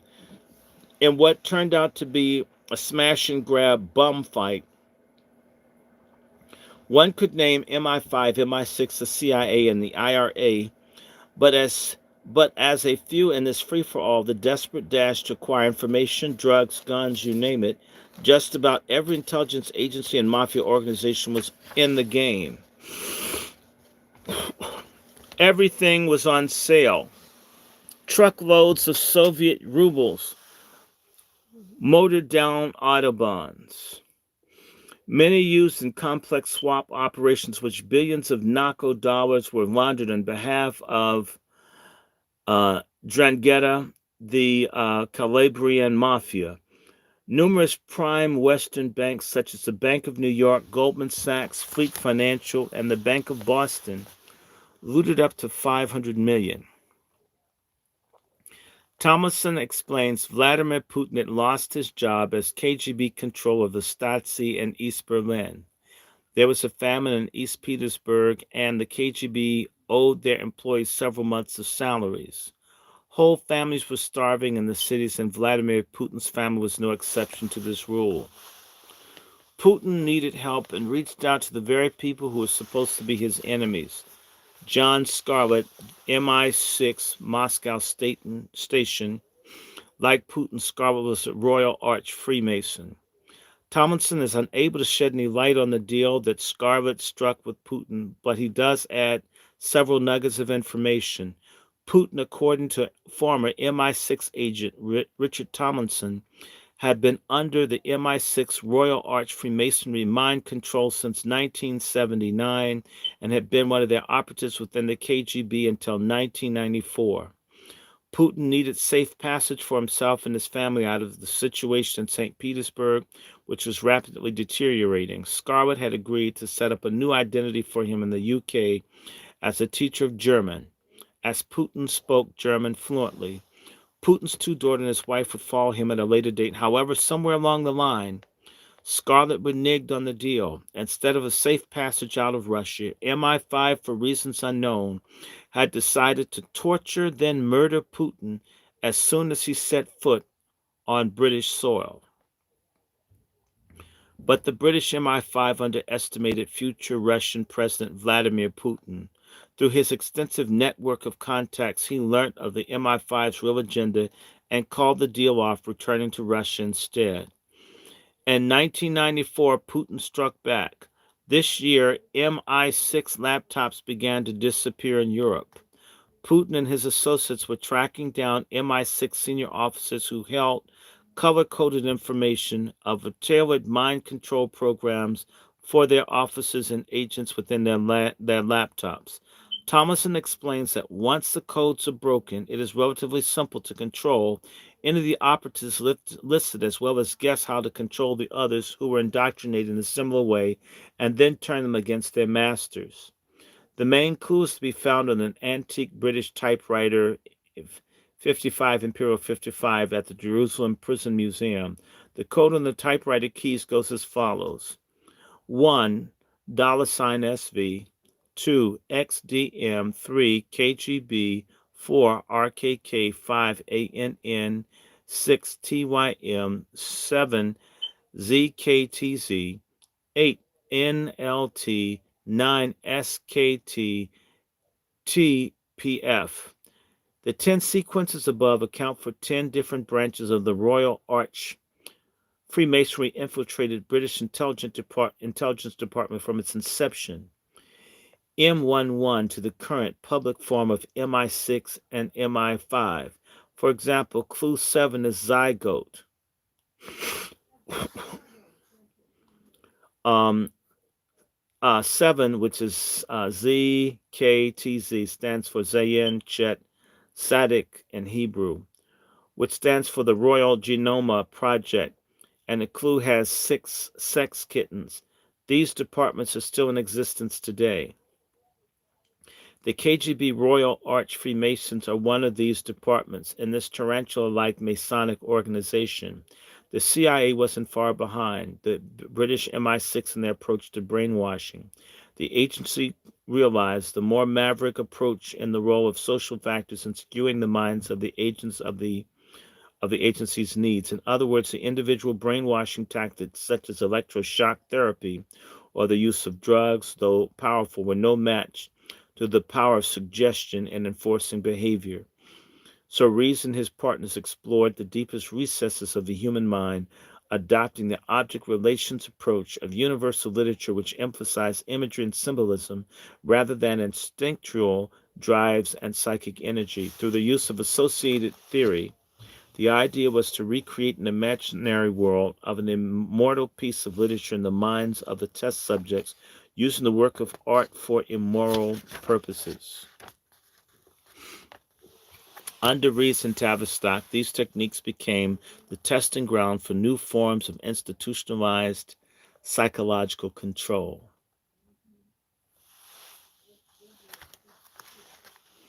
I'm thinking, do I want to do this?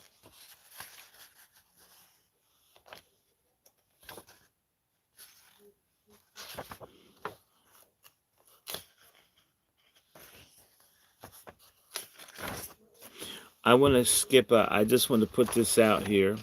I hope y'all found that interesting. I want to look at this other chapter. Y'all can pick this up. But this is amazing how they do these things to control people. This is chapter 5. Television. The slyest form of control is making people think that they're free while having someone manipulate our every move. One form of dictatorship is being in a prison cell, seeing the bars. The other, a far more subtle form of control and dictatorship, is when you can't see the bars and you think you're free. The biggest hypnotist in the world is an oblong box in the corner of the room that tells people what to believe. Television, with its reach into everyone's home, it creates the basis for mass brainwashing of citizens. As we will see in this chapter, you may not realize it yet, but your mind is being shaped and molded every time you turn on one babysitter. You turn the one-eyed babysitter on. One of the things that happen when you watch TV, the right hemisphere is twice as active as the left, which in itself is a neurological anomaly. The crossover from left to right releases a surge in the body's natural opiates, endorphins, which include beta endorphins and enkephalins. Endorphins are structurally identical to opium and its derivatives, morphine, codeine, heroin, etc. In other words, your television works as a high-tech drug delivery system, and we all feel its effects. Another effect of watching television is that the higher brain regions, such as the midbrain and the neocortex, are shut down, and most of the activity shifts to your limbic system, your lower brain region. The lower or reptile brain simply stands poised to react to the environment using deeply embedded fight or flight response programs. Moreover, these lower brain regions cannot distinguish reality from fabricated images, a job performed by the neocortex. So they react to television content as though it were real, releasing appropriate hormones and so on. Studies have proven that in long run, too much activity in the lower brain leads to atrophy in the brain's higher regions. Now, you may not have known this, but I bet you the people who brainwash on a daily basis surely did. Don't worry, we'll get back to this later.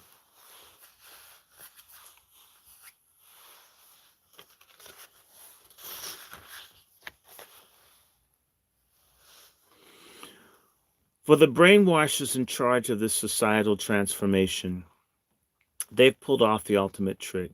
They were able to persuade people that they can see with their eyes. I'm sorry, what they can see with their eyes is what there is to see. Subsequently, people will laugh in your face when you try to explain to them the bigger picture and the unseen reality behind the curtain. In a 1981 interview, Hal Becker from a think tank called Futurist Group in Connecticut said, "I know the secret of making the average American believe anything I want him to. Just let me control television. You put something on television that becomes reality. If the world outside the TV set contradicts the images, people start trying to change the world to make it like TV set images." You see, television is not the truth, for as many people keep tuning in to its lies. Television is an amusement park, a group of jugglers, belly dancers, storytellers, singers, and strippers. But you, the people, have been completely hypnotized by the tube. You sit there day after day, day after day. Television is all most of you know.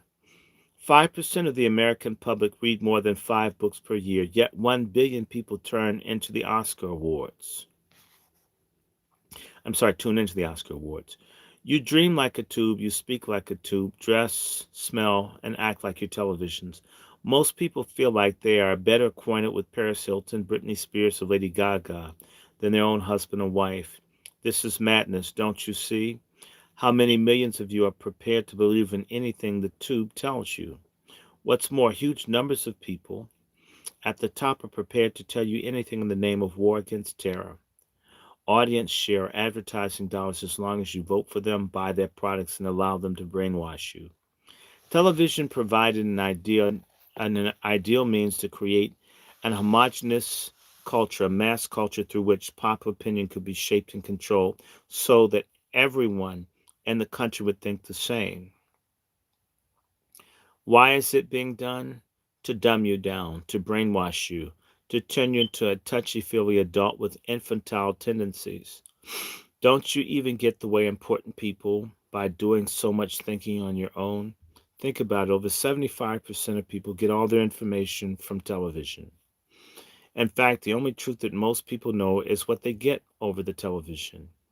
There's an entire generation of people who don't know anything that didn't come out of this tube. The tube has become the gospel, the ultimate revelation. It can make or break presidents and prime ministers. This tube is the most awesome force in the goddamn world. However, what would happen if it got into the hands of the wrong people? When the largest company in the world controls the most awesome propaganda in the entire universe, who knows what shit will be peddled for truth on the networks? Like Joe Biden winning and y'all believing it.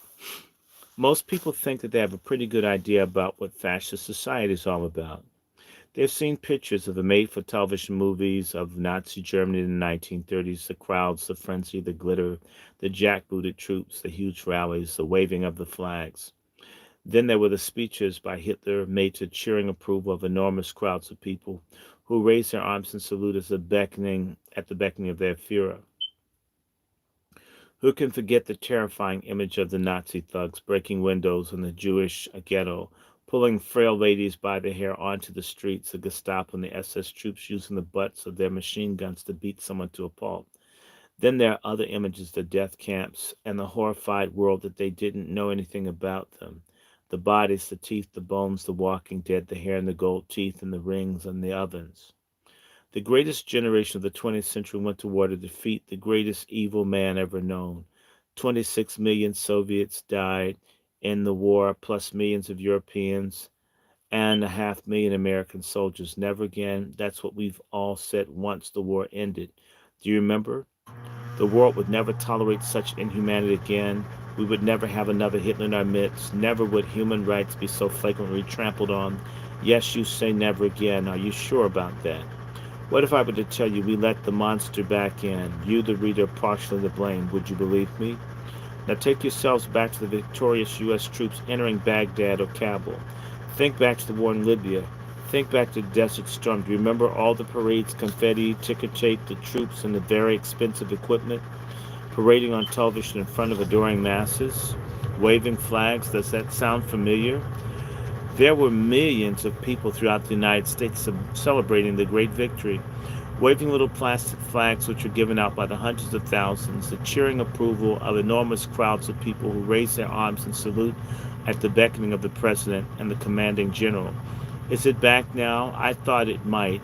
Yes, the thrill of victory and the agony of defeat, except this time we really kicked the butts of the stinking Arabs, didn't we? Hi, Mom, we're number one. In fact, if you think back, these celebrations were organized by television. Come to think of it, it was a scenario for the intervention, which was simply copied and pasted from past historical events. Think back to Sudan and Save Darfur Coalition, to Kosovo, the Balkans, Somalia, Grenada, the Falkland Islands. Television acted as a surrogate facilitator of the largest patriotic celebration in history, as they were called.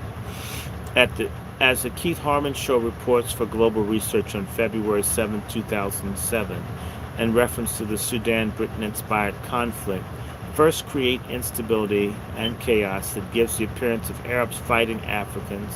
It's always those other people over there killing each other. Second, wage a media campaign that focuses a laser beam of public attention on the rising instability. Third, whip up public opinion and fury among the highly manipulated Western population who will quite literally believe anything. Fourth, make sure the devil, this time it's the Janjaweed, comes on horseback. This latter point underscores the tight, unwavering narrative of good versus evil. Fifth, demonize.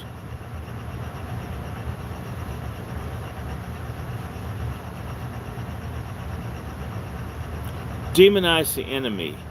Read dirty Arabs and their partners, Chinese oil companies and Russian arms dealers. 6. Send Christian soldiers and their humanitarian armies onwards. Enter, save Darfur, and voila. The movement is born. Seventh, continue to chip away at the power of the enemy by chipping away at their credibility. Eighth, under banners of high moral approbation and with full support of a deeply caring Western public, overthrow the malevolent forces of Islam in the Orient and instill a benevolent, peace-loving, pro-democracy government. Last, wipe away the sanctions no longer needed and bring much-needed development to another backward country. And there you have it. Another civilizing mission to conquer those barbaric Arab hordes and those starving, helpless, uneducated, disease, AIDS infested tribal Africans. Amen. This is exactly This example shows the efficiency with which television can organize public opinion on behalf of foreign military crusades and advance the cause of world government without even explicitly stating world government or one world company is the goal. Remember, it was the television that told you what we were celebrating and why you must feel proud to be an American or at least envious of others who are American. This doesn't apply solely to the world of politics. Think back to Spain's 2010 glorious World Cup victory. The celebration wouldn't have been quite the same without television reaffirming our right to feel proud. What you might not have realized because you were not told about this little unimportant fact that prior to the media's humanitarian propaganda campaigns, neither Somalia nor Kosovo, and certainly not Sudan, figured prominently among the typical Americans concerned. In fact, over 85% of the American public could not find Sudan on the world map. The same could be said for Somalia and certainly Kosovo, not to mention Iraq prior to Desert Storm invasion in 81. 87% of Americans don't know where Iraq was on the map and had no idea of who Saddam Hussein was until CNN's diligent, relentless efforts to indoctrinate the American public made those military campaigns possible. Nonetheless, it's absolutely mind-boggling is that the public never questioned any of it. Instead, people chose to participate in the celebration either directly, lining the streets and waving U.S. flags, or through national television newscasts. By the end of 2010, more than 1.5 million innocent Iraqis are dead, along with Saddam Hussein, 5,000 plus American troops, and unknown tens of thousands maimed for life, who were liberating the country on behalf of British Petroleum, Royal Dutch Shell, Halliburton, Blackwater, Chase Manhattan Bank, Bank of America, Citicorp, and an unending plethora of multinational corporations, all vying for a piece of Iraqi sweepstakes and wealth. Do you think that Afghanistan is any different? Another war, another dollar, another list of unsavory statistics. Between Afghanistan and Iraq, a tenth of the tens of thousands of dead children, hundreds of thousands maimed for life. And for whom did we fight? The U.S. government overthrew the filthy Taliban only to replace them with one of the most corrupt leaders the world has ever seen, Hamid Karzai.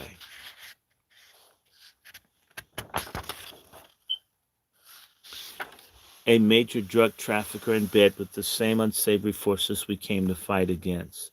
Are we still number one? Number one is stupidity is what we are. How do you feel now? This is what you celebrate, and believe me, there's no difference between the jackbooted Nazi thugs from the 1930s and the jackbooted Democratic liberators from 2011. Even without realizing it, you became part of a fascist mob organized entirely by television. Still don't believe me? Have you traveled to the United States recently? The airport personnel, part of the Homeland Security Department, are the same jackbooted Nazi goons who dragged little old Jewish ladies out of their homes and beat them to death with a rifle butt for pleasure in the same name of security. While you, the model citizen, stood and stands idly by, speechless and helpless, did it ever occur to you to step in and help? No, because you and your fellow citizens have been brainwashed by televisions to never question authority, no matter how shocking and anti-humane their behavior might be. Or do you really think that you became this way on your own? Think back 30 years. Did people behave this way towards their fellow men? Hardly, right? So what happened? Along the way, somewhere we lost our consciousness. Consciousness is something we each develop to the degree that we feel and think for ourselves, insofar as we merely accept the emotional and intellectual places of others, we remain dead. Let me put it this way: the advent of mass dissemination of television technology has rendered the Nazi model for the fascist society obsolete. It has provided a better, more subtle, and more powerful of social control than the organized terror of the Nazi state. To most people, this might sound absolutely shocking. After all, what does an innocent celebration of democracy or football victory have to do with Nazism?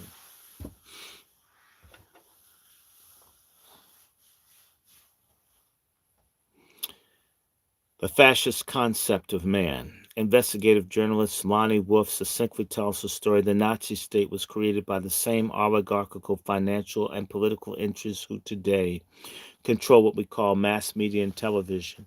Forget about whatever stories you have seen on television about how Hitler came to power. His path to power was cleared by the same oligarchs who employed the brainwashers that program your television.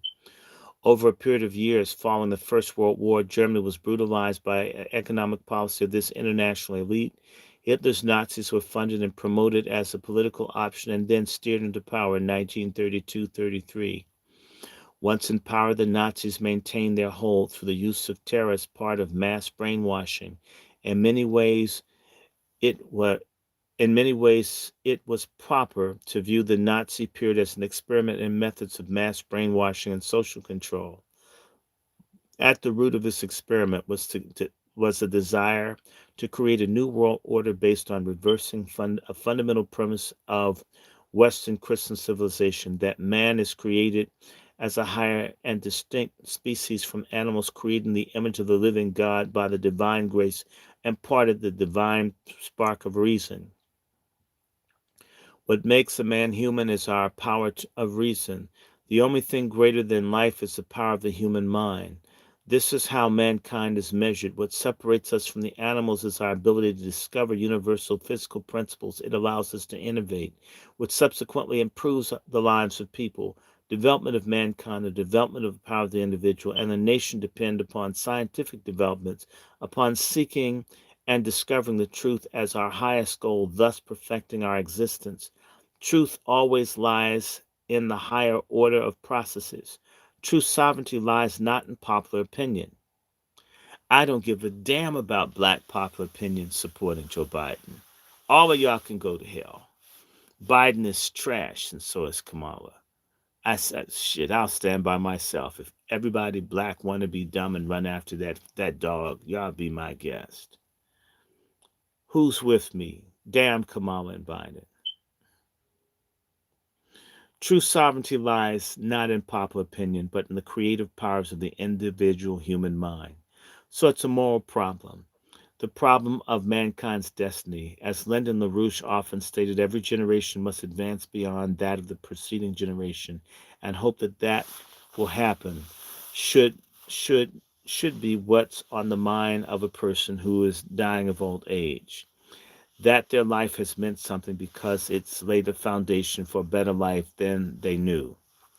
There's a fundamental clash of ideas: those who measure up to a Renaissance view of man, and those who see themselves by birthright above other men, who see mankind as animal, whose worst impulses must be represented by the state. This is the view of the Enlightenment movement, and in its own extreme form, the fascist state. For mass brainwashing to work, it must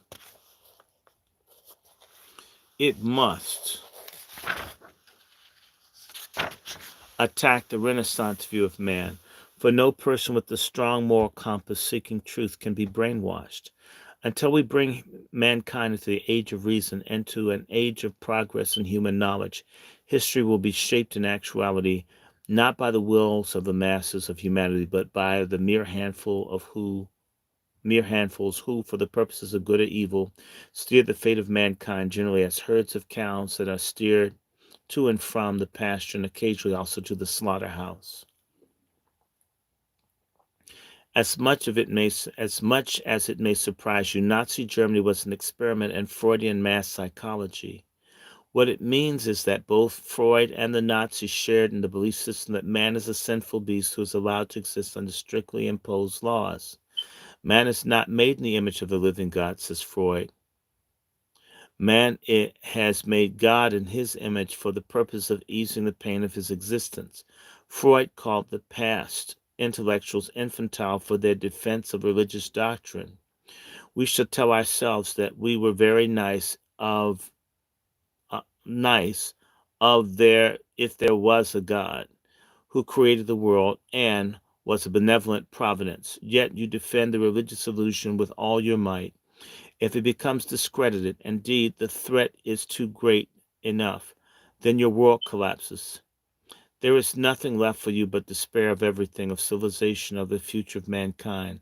From that bondage we are free. Since we are prepared to renounce a good part of our infantile wishes, we can bear it if a few of our expectations turn out to be illusions. Freudian psychology, as preached by either Freud or by the neo-Freudians like Carl Jung, who became the rage in the 1920s. It was promoted into popular culture through the mass media of its day, the newspaper and magazine articles. It's a morally insane system of id, ego, and superego became part of the popular culture, as did its belief in the creativity stems from sexual drives.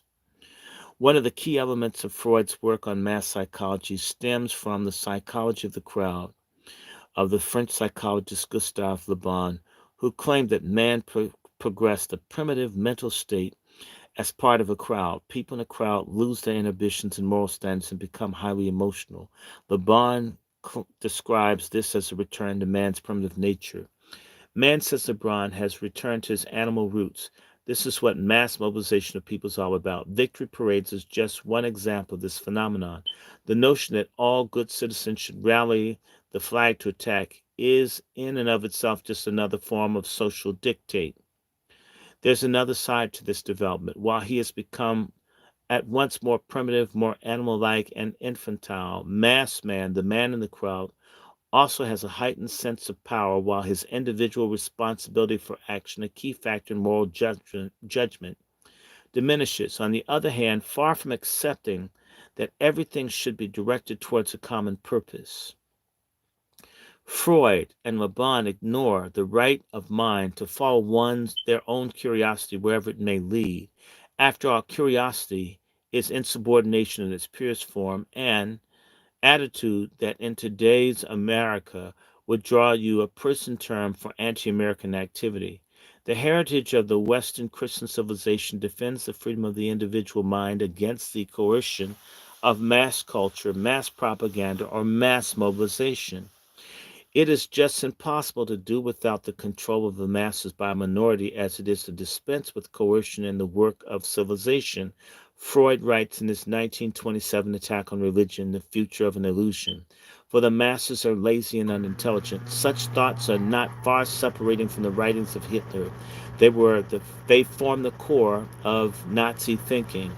Long before Hitler published Mein Kampf, Freud and his mass psychology wrote about the leadership principle around which the Nazi state was organized.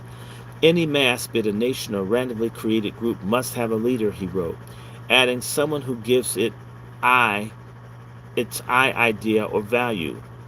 The leader becomes the individual member's common I idea and takes over all his critical faculties, just as a hypnotized individual surrenders his self-determination to the hypnotizer.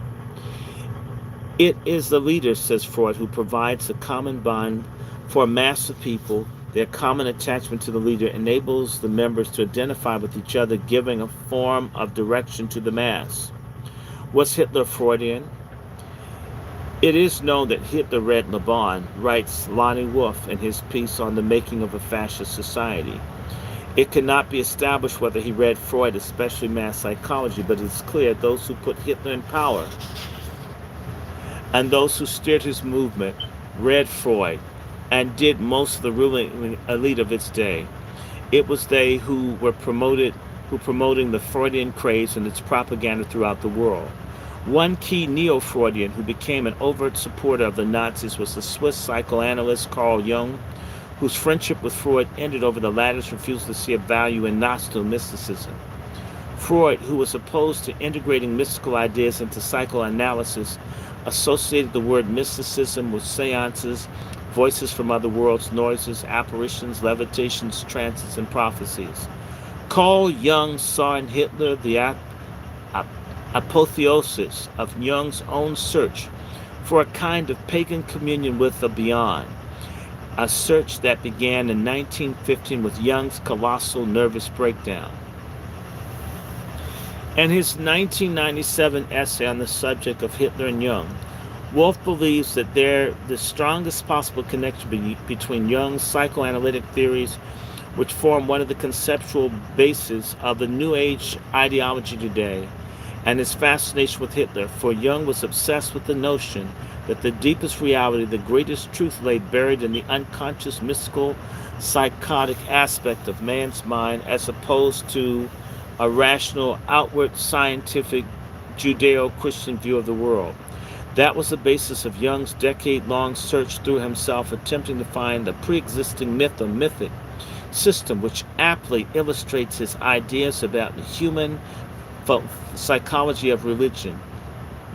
He began with Gnosticism and went on to study astrology, then speculative alchemy as a symbolic system.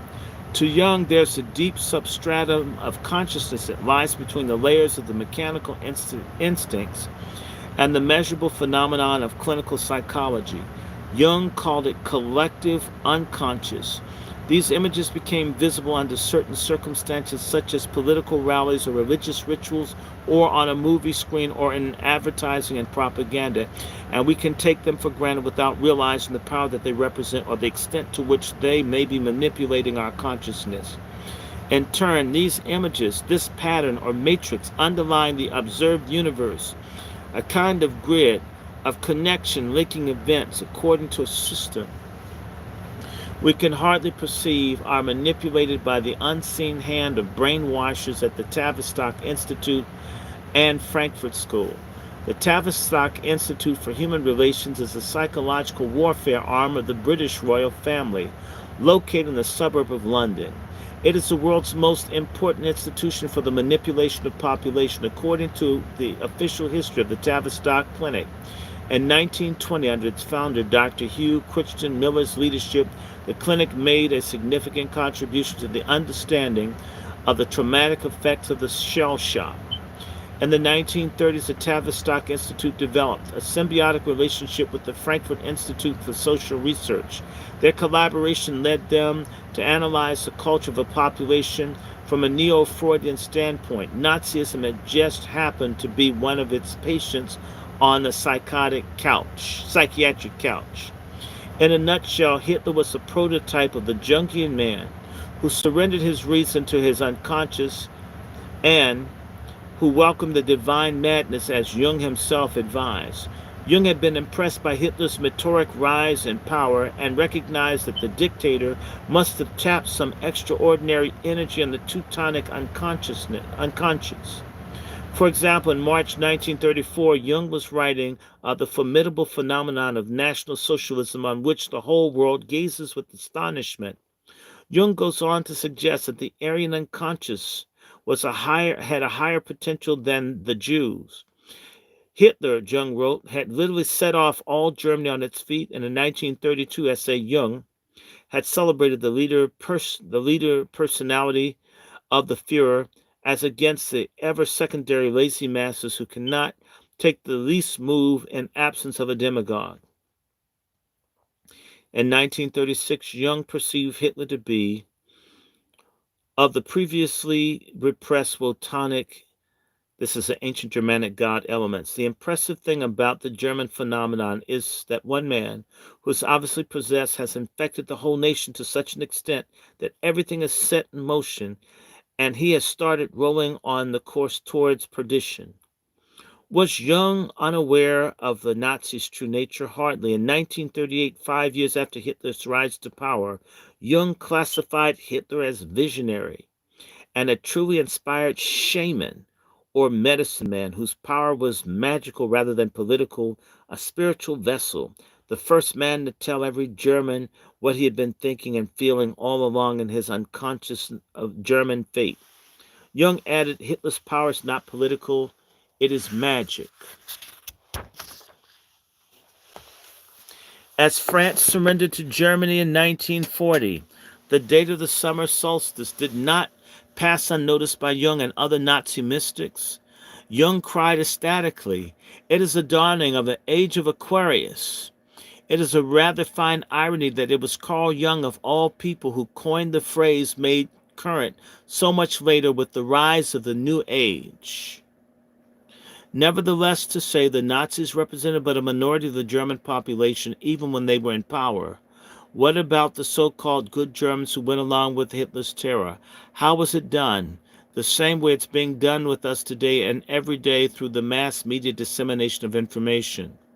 And the most universal of the mass media was radio. In fact, once in power, the Nazis ordered the production and mass dissemination of cheap radio receivers for the entire population of the country. This is the real meaning of mass audience. The concept behind it, it is the same as what was discussed by Freud in mass psychology. That is, the individuals participating in the mass phenomenon are susceptible to suggestion, to losing his moral conscience, thus becoming overwhelmed by the mass experience. Brainwashers call it institutional human aggressiveness. What people like Freud say prove that people, us, are animals driven towards destruction. According to Freud, these aggressive, destructive drives are part of man's animal nature. The purpose of society, according to Freud, is to regulate and control through various forms of coercion the outbursts of this innate bestiality against which the human mind is ultimately powerless. Freud's principal point was that the masses of people can be organized around appeals to the emotions. Biden voters, Obama voters. Damn, and we're weak. We're the weakest of all. The most powerful of such appeals are the unconscious, which has the power to dominate and throw aside reason. Sisters, the masses never thirsted for truth, Freud wrote, referring to the crowds of raw minds swayed by elementary needs. They demand illusions and cannot do without them. They constantly give what is unreal precedence over what is real. They are almost as strongly influenced by what is untrue as what is true. Obama voters, Biden voters. They have an evident tendency not to distinguish between the two, what's true and what's false. Freud, in his mass psychology, stated that an individual's moral inhibitions and overlook can be broken down as part of the mass. Lonnie Wolf succinctly tells the story of Freud's so-called powerful mass experience which can gratify emotions. Freud further stated that under this condition, with a man's reason dominated by emotionalism and unable to look and unwilling to look for truth. Damn, this is black people. I repeat, a man's reason dominated by man and woman dominated by emotion and unable and unwilling to look for truth, the individual in the crowd loses his moral conscience, or what Freud calls his ego ideal. To Freud, this is not necessarily a bad thing, since the moral conscience or superego causes man to unnaturally repress his basic animal instincts. This, Freud claims, produces neurosis. In a crowd organized around people's emotions, the individual exhibit a tendency to let himself go, to free himself of all moral and social inhibitions. Pride parades, Pride Month. You're in this right now. Let himself go, to free himself of all moral and social inhibitions. Isolated, he may be a cultivated individual. In a crowd, he is a barbarian. That is a creature acting by instinct. Therefore, the key to mass brainwashing is to create an organized control environment in which stress and tension can be applied to break down morally informed judgment, thereby making an individual more susceptible to suggestion. Rainbow flags, rainbow parades. We got this going on right now, y'all. Wonder why they have to have the parades? Ever wondered? Ever?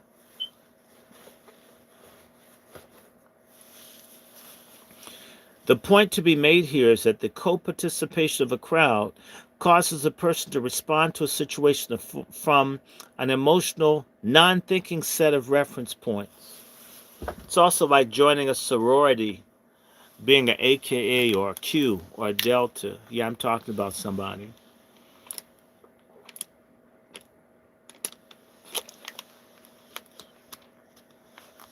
In the case of Nazi Germany,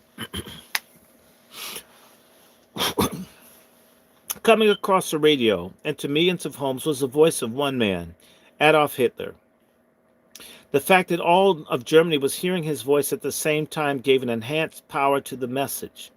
The listener was literally part of a mass experience, taking it all in from an emotionally non-thinking set of reference points. Hitler's speeches were some of the first mass media events in history, as carefully staged as any in modern history. Both Tavistock and the Frankfurt School paid close attention to Nazi propaganda techniques, which they willingly incorporated into their research.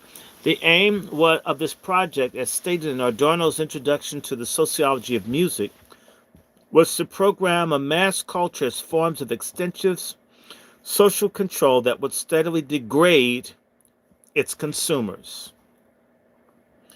To degrade its consumers. The application of this research into human behavior was set to launch a decade later the irreversible cultural revolution in America. I want to simply say to you, this COVID thing is mass psychology manipulation. I've never bought into it. I knew it was a scam. I've always known it's a scam. But most people don't read. Most people are dumb as fuck. These people hear it everywhere. They repeat it over and over again. People go for it. There are going to be a lot of sick people that get injured by getting stuck and injected. But the people who are behind this knew that this would happen. Brainwashers concluded that the mass media events had caused people to suspend their belief in reality, that they in fact had been willing to accept uncritically things being said which they had heard in another context, if they had heard in another context, would have most probably rejected. Now think back to today. How insane are some of the things we have been told by our leaders? Weapons of mass destruction in Iraq. Iranian mullahs allegedly threatening the security of the United States. Libyan leader Muammar Gaddafi supplying his troops with Viagra in order to rape women participating in a rebellion. Osama bin Laden's death explains Wolf during the Second World War. Bruno Bettelheim, a neo-Freudian, published a psychological analysis of the Nazi period at the behest of a network of brainwashers associated with the Tavistock Institute. Bettelheim describes under extreme doubt and terror the individual will regress to an increasingly more infantile state. Black people. In that condition, the inmates of the Nazi concentration camps started to mirror the personalities and mannerisms of their oppressors. The SS guards, in a widely circulated version of his work, Informed Heart, he indicated that the life outside the concentration camps mirrored the psychological disintegration taking place inside. All German citizens were becoming more infantile and less able to act as reasonable adults. In The Informed Heart, Bettelheim writes, the good German had to be unseen and also dumb. It is the one thing to behave like a child because one is a child, quite another thing to be an adult and have to force oneself to assume childish behavior. It is not just coercion by others into helpless dependency. It was also the clean splitting of the personality.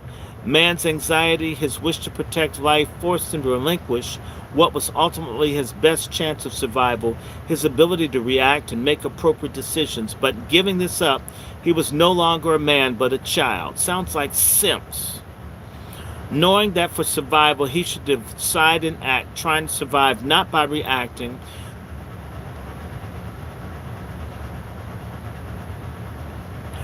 these, in their combination, overpowered the individual to such a degree he was eventually short of self-respect, of all feelings of independence. In the end, the Nazi experiment failed, and the Nazis themselves, a group of Gnostic psychotics, had to be destroyed by the same forces who put them in power in the first place.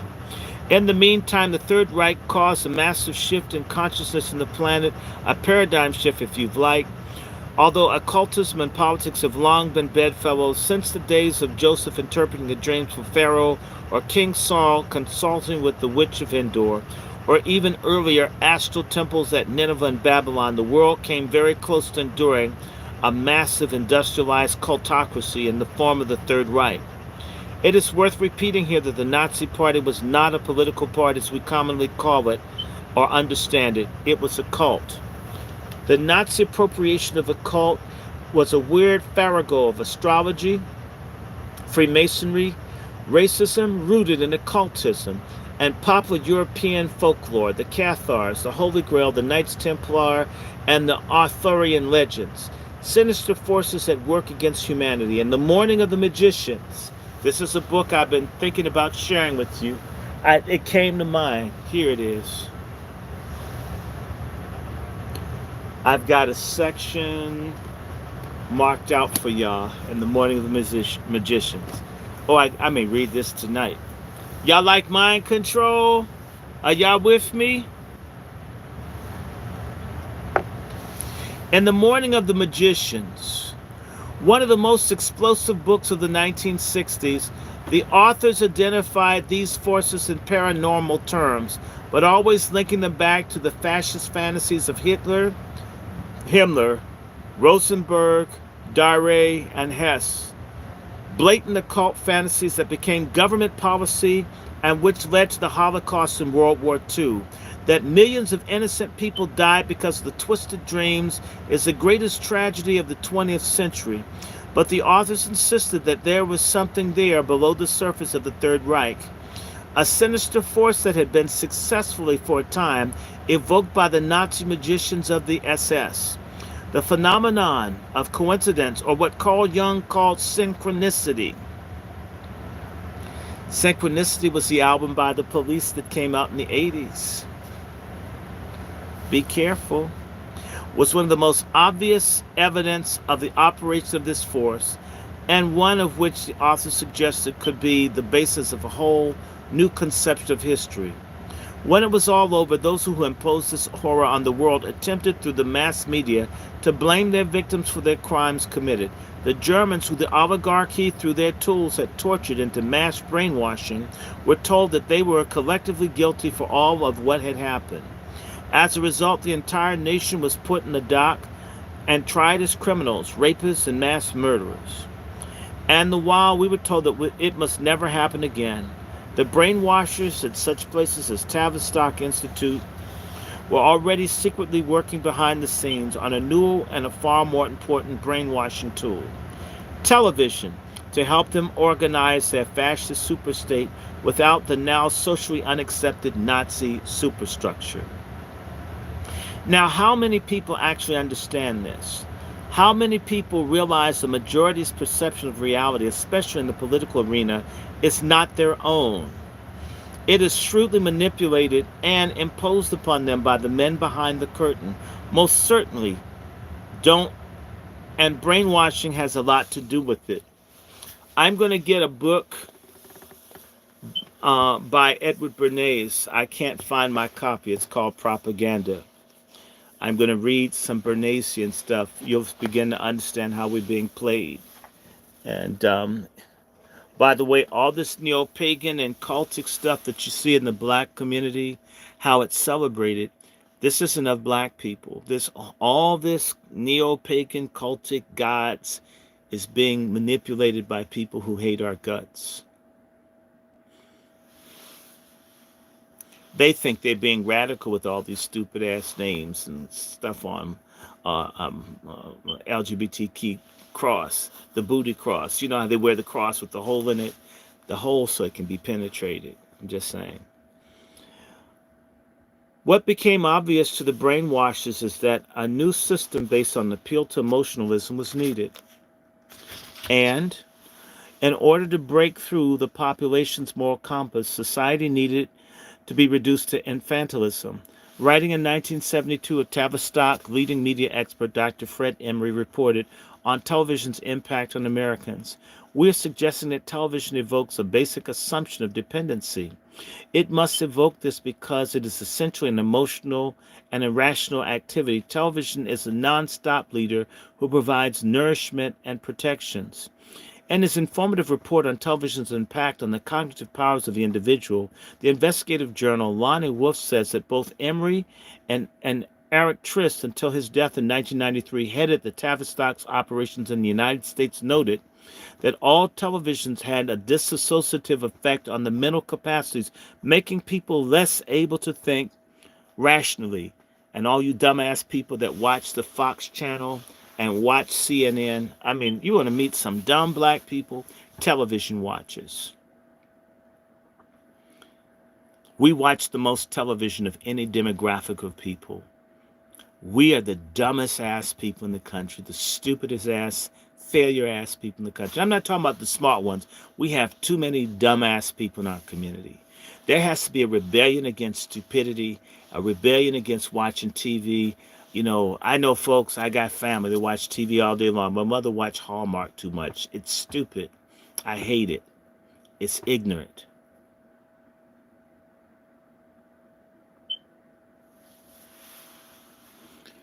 They're saying what they've done. It destroys, it has a dissociative effect on the mental capacities, making people less able to think rationally. Viewers, they've become habituated to watching 6 hours or more of television daily, surrender their powers of reason to the images and sounds coming from the tube. Tavistock recognized that the habituated television watching destroys the ability of a person for critical cognitive activity. In other words, it makes you stupid. For to bring society down to the level of beast, especially important from the point of view of Tavistock, they are to control planet Earth, since the only source of increase of man's power as a species within and upon the universe is that manifold of validated discoveries of the physical principle. It follows that the only form of human action that distinguishes man from beasts is that form of action which is identified as cognition, by means of which the act of discovery is of accumulated, validated universal physical principles is generated. It is the accumulation of such knowledge for practice in this way from generation to generation which defines the provable evidence of the absolute difference between man and beast. However, the dissociative effect is but one of the aspects overcoming the resistance and changing the established paradigm of society, according to the brainwashers at the Tavistock Institute. Listen to Theodore Adorno of the Frankfurt School. It seems obvious that the modification of the potentiality of the fascist structure cannot be achieved by the psychological means alone. The task is comparable to that of eliminating neurosis or delinquency or nationalism from the world. These are the products of total organization of society and are to be changed only as the society is changed. It is not for the psychologists to say how much the changes are to be brought about. The problem is one which requires the efforts of all social sciences. All that we would insist upon is that the councils or roundtables where the problem is considered an action plan, the psychologists would have a voice. We believe that the scientific understanding of society must include an understanding of what it does to people and what is possible to have social reforms, even broad sweeping ones, which, though desirable in their own right, would not necessarily change the structure of the prejudiced personality. For the fascist potential to change or even be held in check, there must be an increase in people's capacity to see themselves and be themselves. This cannot be achieved by the manipulation of people, however well grounded in our modern psychology the devices of manipulation might be.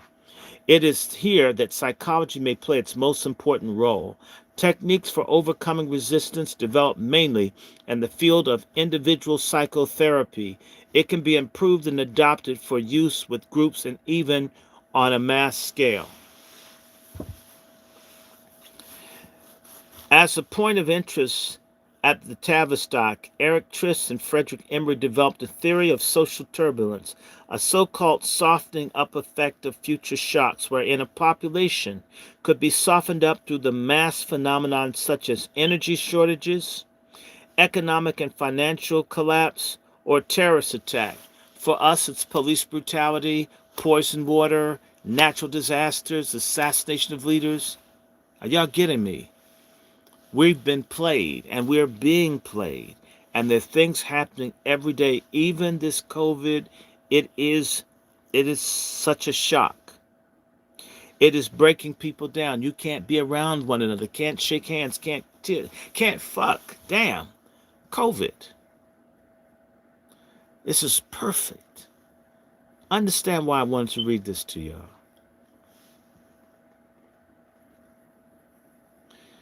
If the shocks were to come close enough to each other, and if they were delivered with increasing intensity, think about it.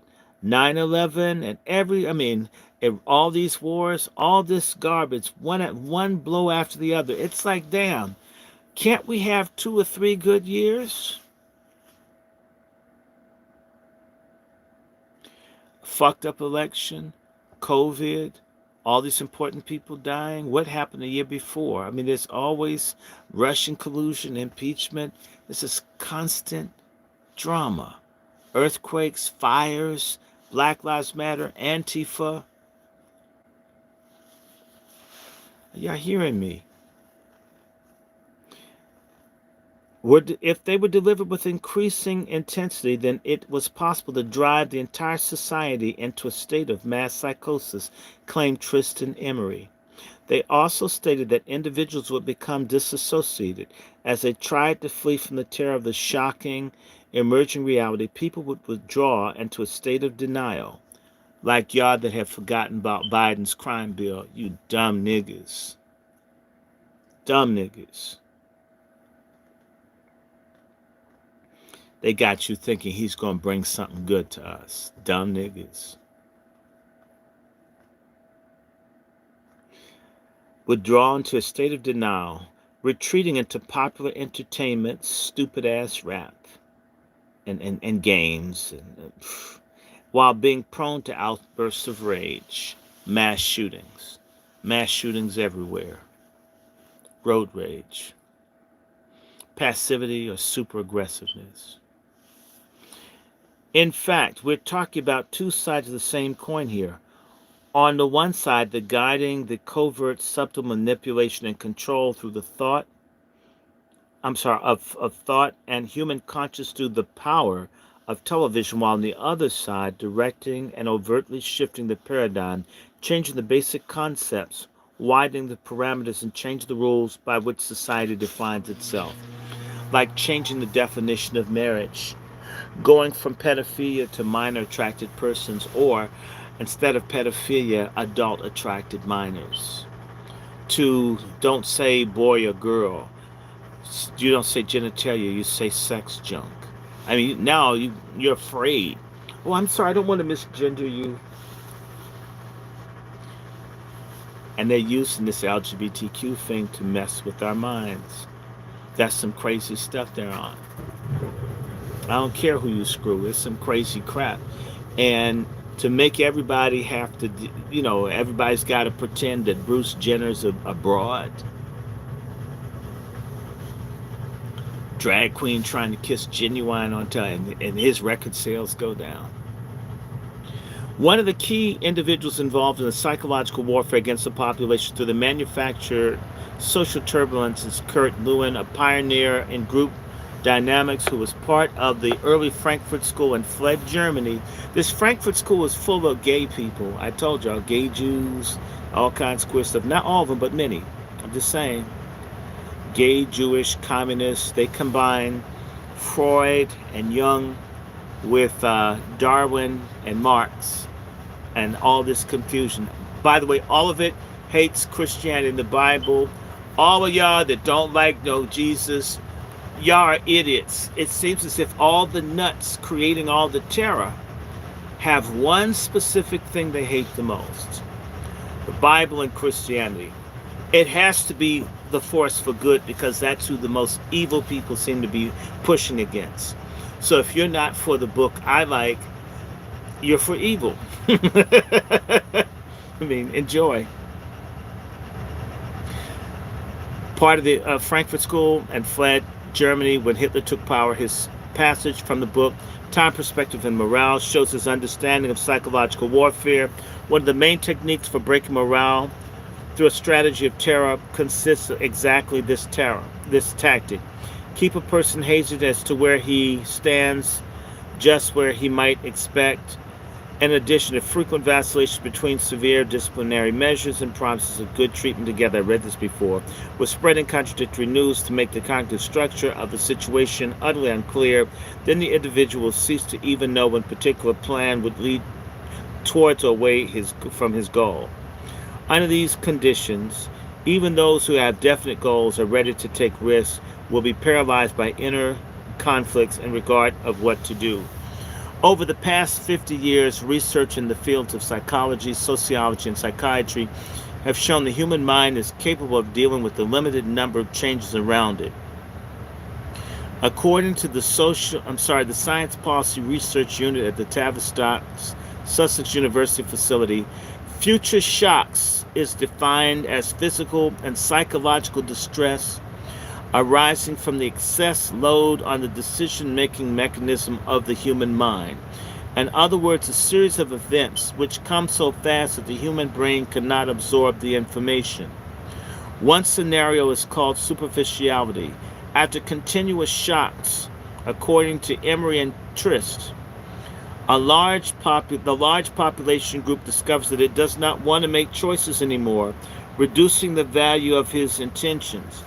The strategy can only be pursued by denying the deeper roots of humanity that bind people together on a personal level by denying them their individual psyche. They've made people so scared with this new virus and all this stuff until people just want the vaccine. They don't want to think. Just inject me.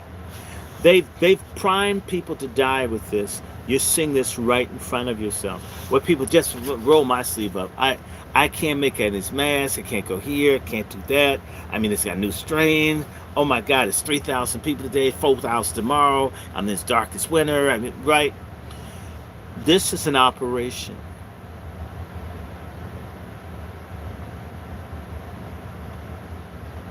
And it's interesting that the vaccine trials were being done in England. I bet you Tavistock was doing it. We're being played. Look at what it says. Deeper roots of humanity. You're not allowed to talk to relatives. Can't do this. You want to see your mom in the hospital. I'll take the shot. I don't want my grandmother to die. Just give it to her. I don't care. Just right. People don't, just whatever you tell me to do. If the doctor says take this, I'll take it. If you say go here, I'll go. I'll wear a mask. I'll wear a plastic screen. I mean, I put that mask over my genitalia. I don't want to get it. That's right. They've pushed and used this thing masterfully. And I'll say this. Every other platform should be talking about mass psychology and the manipulation. We're being played right in front of you. Apathy takes over, often preceded by mindless violence, such as the characteristic Los Angeles street gangs in the 1960s and 1980s. They targeted black people to be miserable. These gangs are created. The University of Chicago helped create and intensify gang activity in Chicago. Some of the most studied people in this country are not black academicians, but black folks who are in gangs. They've worked on it with Tavistock through the University of Chicago. A lot of this violence you see in Chicago has a lot to do with things other than just black folks being whacked.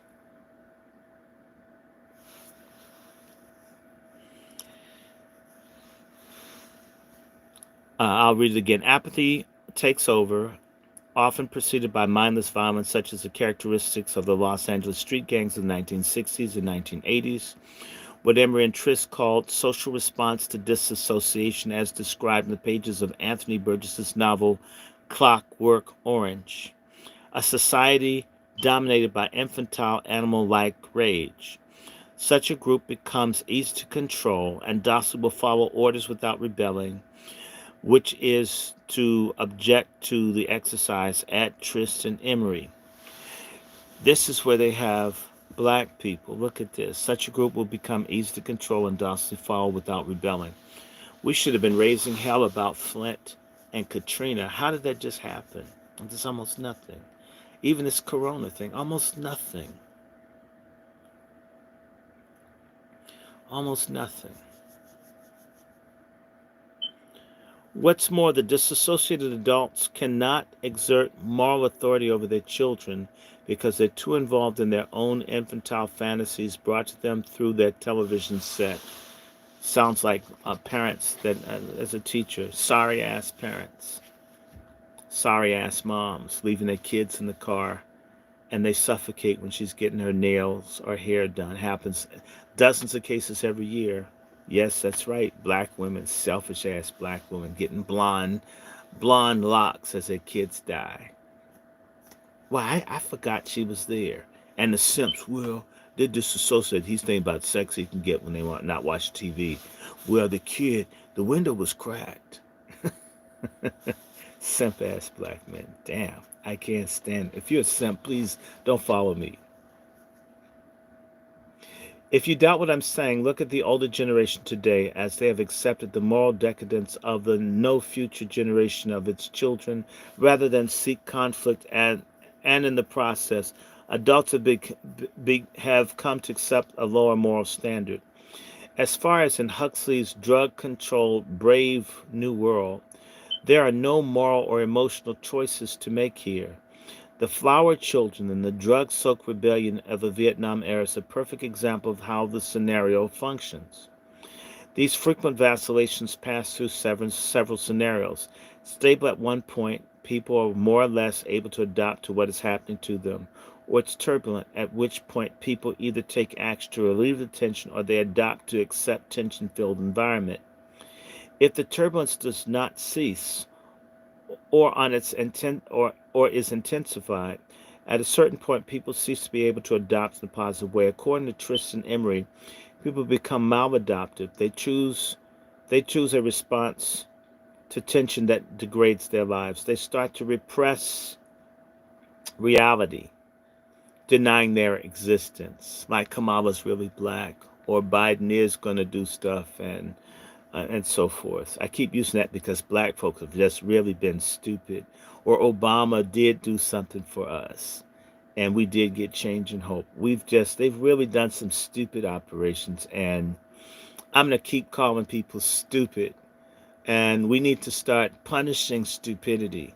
That is one way I can resist, by making life mentally unpleasant for stupid people that go along with it. If there were more people like me calling a spade, being coon busters, resisting dumbass coons and pork chop feminists, we couldn't be in this mess. People become maladaptive, going along with garbage, my black brothers and sisters. Y'all are part of the problem. Look at this. They start to repress reality, denying its existence, and constructing increasingly more infantile fantasies that enable them to cope. Under the conditions of increasing social turbulence, people change their values, yielding to a new degraded values that are less human and more animal-like the move for euthanasia. They're killing old people all over this country, and nobody's crying out for them because folks don't know what to do. And the second scenario is segmentation of society into smaller parts. In this scenario, every group, ethnic, racial, and sexual, is against each other. Nations break apart into regional groups. Those in smaller areas turn fissures into even smaller areas along ethnic lines. They've done this with all these new religions that they've pushed in the black American community to break us up. And some of y'all feel like y'all special because you're in something stupid. That it's not like the next person, and what they've done is divided us. Tristan Emery referred this to the enhancement of in-group and out-group prejudice as people seek to simplify their choices. The natural lines of social divisions emerge to become barricades. Society's response to such psychological and political disintegration is the Orwellian state, modeled in his book 1984. In the book, Big Brother regulates the lives and conflicts of people within a society. A never-ending conflict is waged by each ruling group against its own subjects, and the object of the war is not to make or prevent a conquest of territory, but to keep the structures of society intact. The third scenario is the most intense, involving the withdrawal and retreat into a private world and withdrawal from the social bonds that might entail being drawn into the affairs of others, like black folks not caring unless it happens to them. How is the level of disassociation different from today's 15 to 24-year-old age group? How far removed are we from this moral and social outlook? Almost there, aren't we? Tristan and Emery are convinced that men will be willing to accept the perverse inhumanity of man that is characterized Nazism, not necessarily the structure of the Nazi state, but the moral outlook of Nazi society. To survive in such a state, people will need to create a new religion. Wolf states the old religious forms, especially Western Christianity, demand that man be responsible for his fellow humans. The new religious forms will be a form of mystical anachronism. Anachronism. I hate that, man. I've been talking so much, my tongue is lazy. Anachronism. It should be mystical anarchy, a religious experience which is much likened to the satanic practice of the Nazis or the views of Carl Jung. This is the new age, the age of Aquarius, preached by Tavistock in the Frankfurt School, with its Eastern mystical religious cults and its young, brainwashed converts flocking to embrace this degeneracy. Again, it is the television that provides the social glue that binds the minds of the population to these new religious forms. Look at how much occultism are in the children's cartoons and all this deviancy that's now in television. I don't even watch commercial television, except for the news maybe, and not consistently. Newspeak. Most Americans and Europeans like to believe there's such a thing as a free press. One of the key areas in brainwashing the population, most Americans and Europeans get most of their news from state-controlled television under the misconception that the reporters are meant to serve the public. In fact, the reporters do not serve the public. Reporters are paid employees and serve the media owners whose companies' shares are traded on Wall Street. Of the 6 to 8 hours per day Americans spend watching television, for example, a couple hours are spent watching current affairs programming. Control of the media has been a long-term objective of the globalist elite. And February 17th, 1917,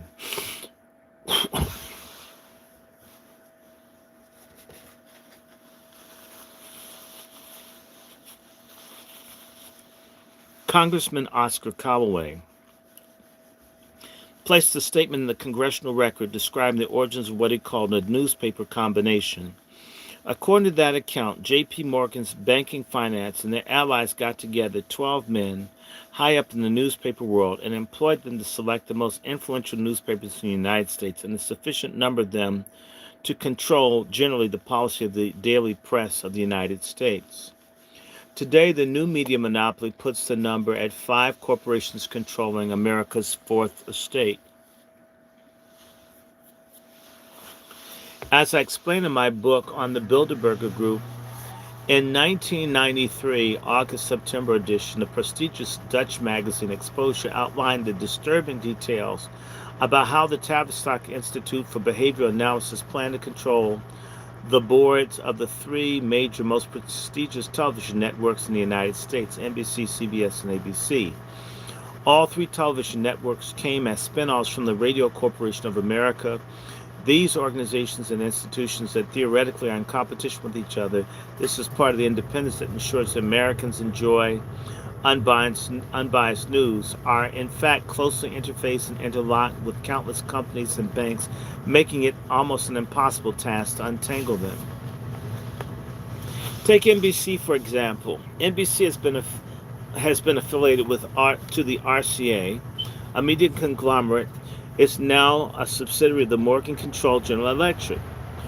On RCA's board sits Thornton Bradshaw, the president of Atlantic Richfield Oil, a member of the World Wildlife Fund, the Club of Rome, the Aspen Institute for Humanistic Studies, and the Council on Foreign Relations.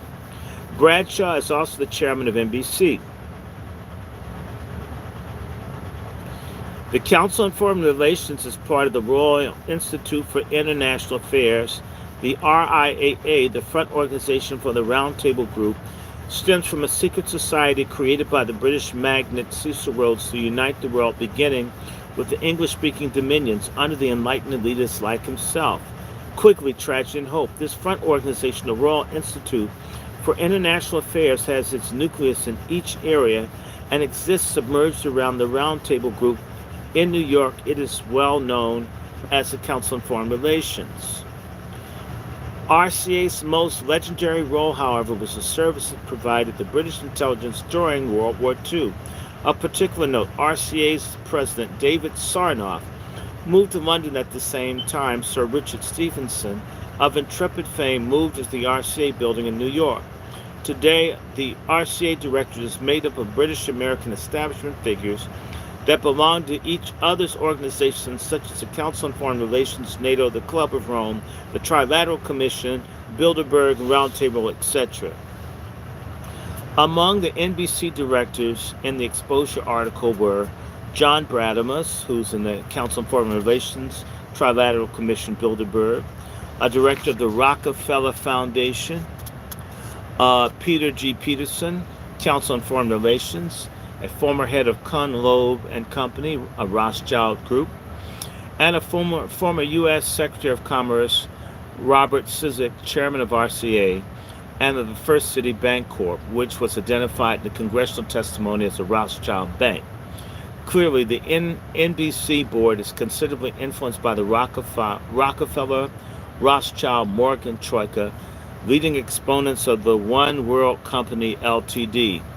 ABC is owned by the Disney Corporation. It has 153 TV stations. Chase Manhattan Bank controls 6.7% of ABC stock, enough to give a controlling interest. Chase, through its trust department, controls 14% of CBS and 4.5% of RCA.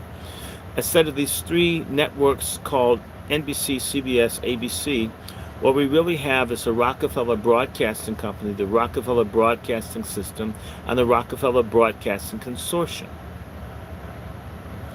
On the board, the ABC Board of Directors is Ray Adam, the director of J.P. Morgan, Metropolitan Life, and Morgan Guaranty Trust. Frank Carey, chairman of IBM, the director of J.P. Morgan and Morgan Guaranty Trust. John Corner, Council on Foreign Relations of Kuhn and Loeb law firm. George Jenkins, chairman of Metropolitan Life, Citibank, Rothschild Bank. Martin J. Schwab, director of the Manufacturers Hanover, which is Rothschild. Isn't it strange how the same Rockefeller, Rothschild, Morgan characters on the board of the ABC network, which we are told is independent of ABC, appear to represent the competition? ABC was taken over by Citi's Communications, whose most prominent director is Robert Russa, who's on the Council of Foreign Relations and Bilderberg, senior partner with Brown Brothers Harriman, which has close ties with the Bank of England. Russa and David Rockefeller are credited with selecting Paul Volcker, the chair of the Federal Reserve Board. The selection of Volcker formed part of the Tavistock's plan for a permanent condition of social turbulence, such as the Council on Foreign Relations project in the 1980s, as its controlled disintegration of the United States economy. A pre-planned collapse carried out by Volcker and his high interest rate policy of the 1979-1982 period. CBS is owned by Viacom, which has over 200 TV and 255 radio affiliates nationwide. This huge media conglomerate owns, among other companies, MTV, Showtime, MTV, Showtime, VH1, TNN, um, CMT, 39 broadcast television stations, 184 radio stations, and Paramount Pictures. As an American intelligence officer, CBS founder William Paley was trained in mass brainwashing techniques during World War II at the Tavistock Institute in England. The financial expansion of CBS was supervised for a long time by the Brown Brothers Harriman and its senior partner, Prescott Bush, the father and grandfather to the presidents, who was a CBS director. The board includes Chairman Paley,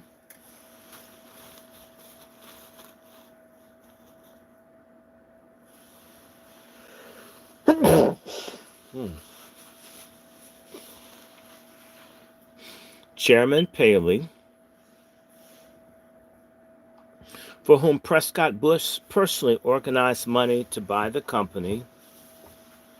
Harold Brown, Counsel on Foreign Relations, Executive Director of the Trilateral Commission, and former Secretary of the Air Force and Defense of the U.S., Roswell Gilpatrick, Counsel on Foreign Relations, Bilderberger from Kunloeb and Kunloeb Law Firm, Henry Schnat, Director of Chase Manhattan Bank, Rockefeller Rothschild Bank, Counsel on Foreign Relations, Brookings Institute, Franklin A. Thomas, Counsel on Foreign Relations, head of the Rockefeller controlled Ford Foundation, Newton D. Minor, Counsel on Foreign Relations, Director of the Rand Corporation, and many others, the Ditchley Foundation, which is closely linked to the Tavistock Institute in London and the Bilderberger Group.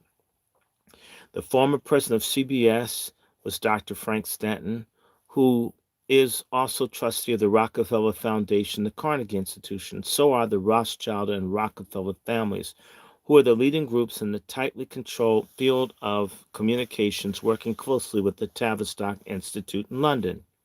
Fox News, part of News Corp, with their daily Nuremberg rallies for couch potatoes, is owned by Rupert Murdoch, who owns a significant part of the world's media, among them his flagship publication, The Wall Street Journal, MySpace, and 20th Century Fox movie studio.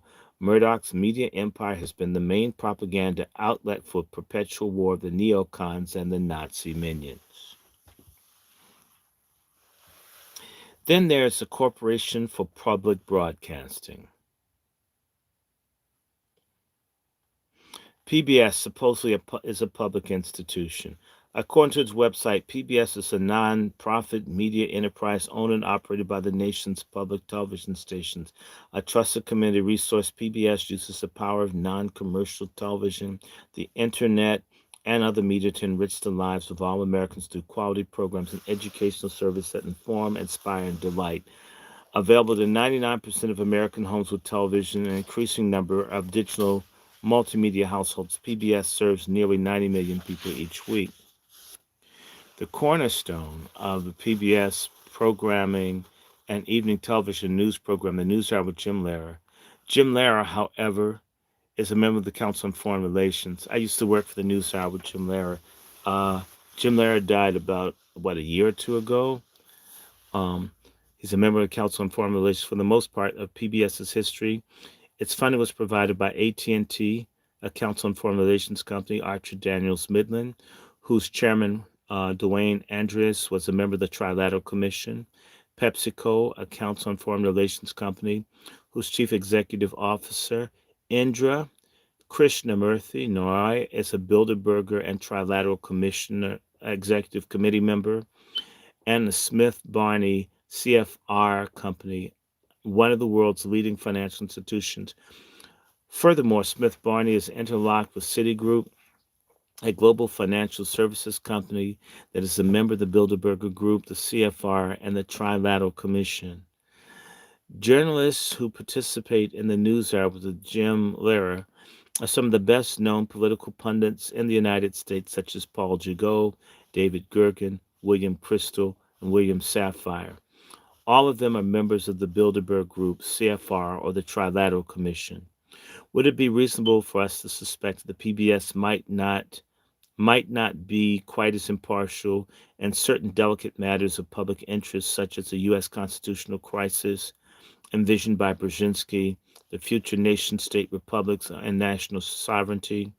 Still not convinced, American media elite practices a brutal, albeit well conceived, form of wartime news censorship, but the mechanisms of control are openly acknowledged. John Chancellor, the longtime NBC TV news anchorman, his recent autobiographical account of life in the newsroom, the new news business, admitted that through formal structures such as the Associated Press and formal clubs such as the New York Council on Foreign Relations, decisions are made on a daily or weekly basis about what the American people will be told and what stories will never see the light of day. David Rockefeller specifically identified the New York Times and the Washington Post as key media organs of the power elite.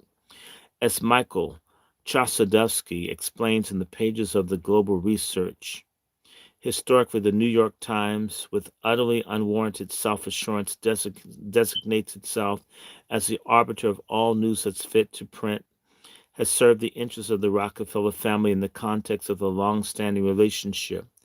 The current New York Times chairman, Arthur Sulzberger, is a member of the Council on Foreign Relations, a son of Arthur Ux Sulzberger, the grandson of Arthur Hayes Sulzberger, who served as a trustee for the Rockefeller Foundation. Ethan Bronner, the deputy foreign editor for the New York Times, as well as Thomas Friedman, among others, are also members on the Council of Foreign Relations.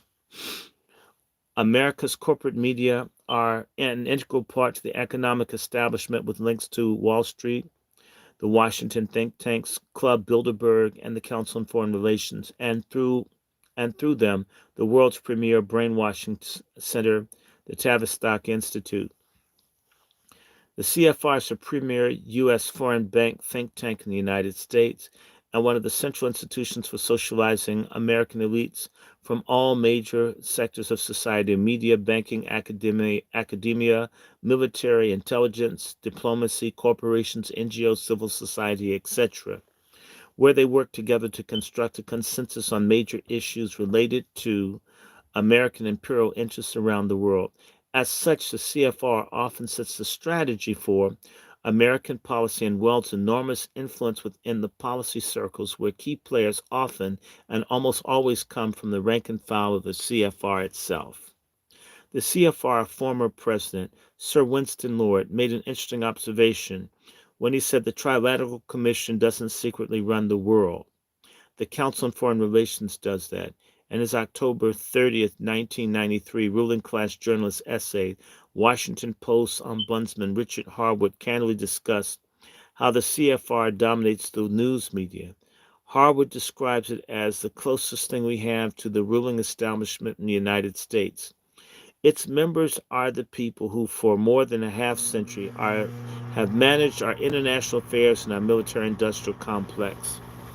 After listing the executive branch positions then occupied by CFR members, Harwood continued, what is distinctly modern about the council these days is the considerable involvement of journalists and other media figures who account for more than 10% of the membership.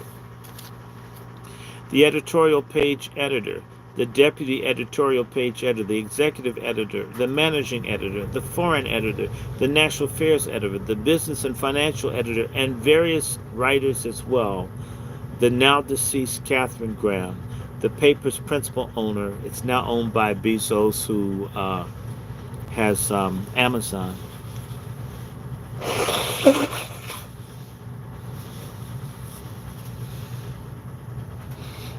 Represent the Washington Post and the council's membership, observed Harwood. These media heavyweights do not merely analyze and interpret the foreign policy of the United States. They help make it, he concluded. Rather than offering an independent perspective on our rulers' actions, the establishment media act as the ruling elite's voice, conditioning the public to accept, even embrace, insider designs that otherwise might not be politically attainable. Even in the age of the internet, blogospheres and other new generation contraptions of mass dissemination of information, the Times and the Post, both Bilderberg and CFR companies, set the tone for most news coverage, defining issues and setting the limits of respectable opinion. Consider, for example, Sudan or Libya illustrate how the mainstream ruling class journalists help make foreign policy through blatant propaganda campaigns.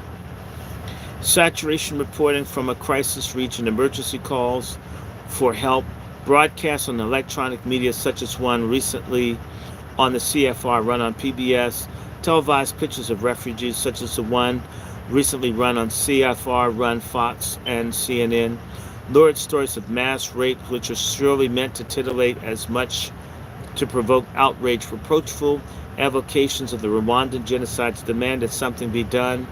How can we stand idly by? Editorials in the CFR-run New York Times, Washington Post, Newsweek, Time Magazine, and the CFR's own Foreign Affairs magazine with long-winded opinion pieces by Bilderberger, CFR member Zbigniew Brzezinski, calling for a return of the days of rigid couplings, benevolent imperialism, and finally the announcement that plans, I remember that article, that plans are being drawn up for an intervention. Now let us turn on the television, see for ourselves how the news are packaged for our how the news is packaged for our consumption. Um, all the news items are told in short bits, mostly running no more than 30 seconds. A major news item may run up to a minute or a minute and a half. Voiceover pictures, short interviews, usually only a few sentences, a few snippets of disjointed thoughts. The average half-hour segment may report up to 40 items, all represented in seamless style, followed by sports, weather, entertainment, and idle banter between the news readers. But are we witnessing real events from the real world? Is that how complex world issues are seen in situ? Libya shoehorned in a 30-second soundbite, Afghanistan's 2,000-year history, and to a 45-second interview dissected into 3 shorter interview bits, each consisting of 3 sentences of 6 words? Or is it badly distorted picture that the newsreader tells you are reality? Given the way that the news is presented, does your mind ever engage in a deliberative thought about any single item? No, it doesn't. Rather, you watch a news show merely taking in the information in the format it is presented to you. Would it surprise you then if I told you that within 2 hours most viewers could only remember a vague summary of what they saw? The Middle East is on fire, more civilians were killed somewhere, floods wiped out a large chunk of land, yes, where? The European economy is weak and another country is asked to be rescued. There's an earthquake in Japan and miraculously someone survived a 9-day ordeal buried under the rubble. Wow, cool. Get that person on the Oprah Winfrey Show. Hi, Mom, I'm on TV.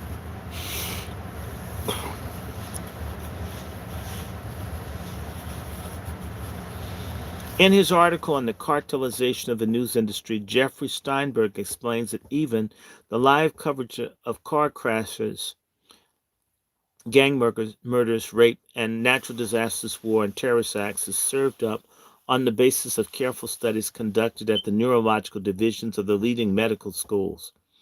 In recent decades, psychological warfare experts have unveiled a new pseudoscience called victimology, developed by the London Tavistock Institute, which is premised upon the theory that individuals can be put through trauma by being exposed to shockingly graphic visual accounts of violence. This type of brainwashing, according to Lonnie Wolf, is called selective retention. Television causes people to suspend their critical judgment capabilities because of the combination of sound and images placing the individuals in a dreamlike state, which limits their cognitive powers. If you were to summarize the news items, what would you say? We are living in a violent, degraded society. In other words, a degraded view of man as animal killing, murdering, raping innocent people the world over. Secondary image, economic collapse, fear, and hopelessness. You're left with the vivid image of a society planned in your head, and it is painted because no cognitive thought process was used to arrive at the real story behind the events. Hal Becker from the Futures Group contends that through the control of television news programming, he can create popular opinion by manipulating the way you think and act. Americans are usually governed by some bureaucrat in Washington who makes laws and hands out money. How wrong they are. Americans are ruled by their prejudices, and their prejudices are organized by public opinion. We think that we make up our minds about everything. We're so conceited. Public opinion makes up our minds. It it works our herd instinct like we are frightened animals. But there's a very big difference between the beast and the man. This difference lies in our search for eternal truth and for the meaning of life. Truth always lies in the higher order of processes and the creative powers. No.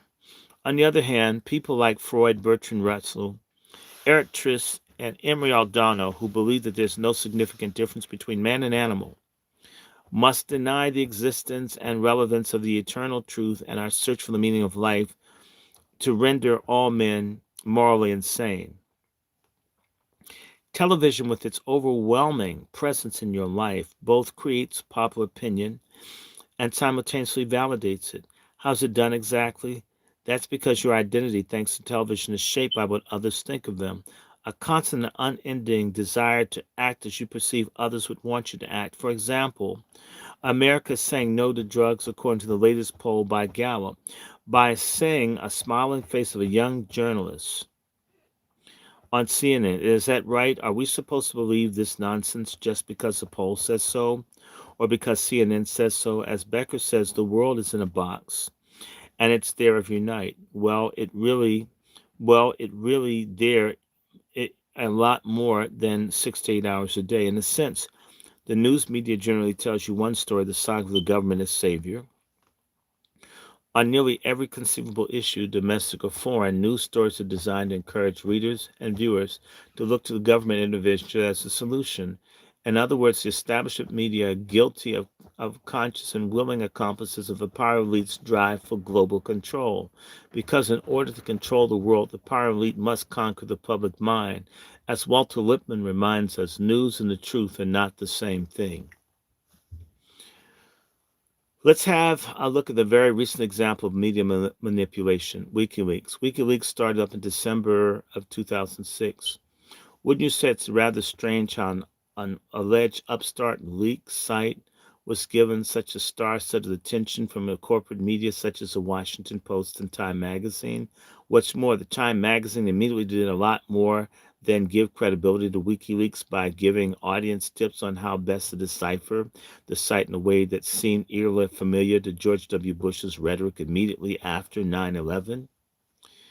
This is what Time magazine had to say about it in January 2007. By March, more than 1 million leaked documents from governments and corporations in Asia and the Middle East, Sub-Saharan Africa, and the former Soviet bloc will be available online, and a bold new collective experience in whistleblowing. That is, of course, as long as you don't accept any conspiracy theories brewing in that WikiLeaks org that could be a front for the CIA or some other intelligence agency. What makes this whole thing so incomprehensible is that the Time article was written before WikiLeaks' first big leak in March of 2007. Why would Time even mention them if WikiLeaks were 2 months away from their own coming out party? Why would they expose themselves in such a risky way unless, of course, they know something that we don't know?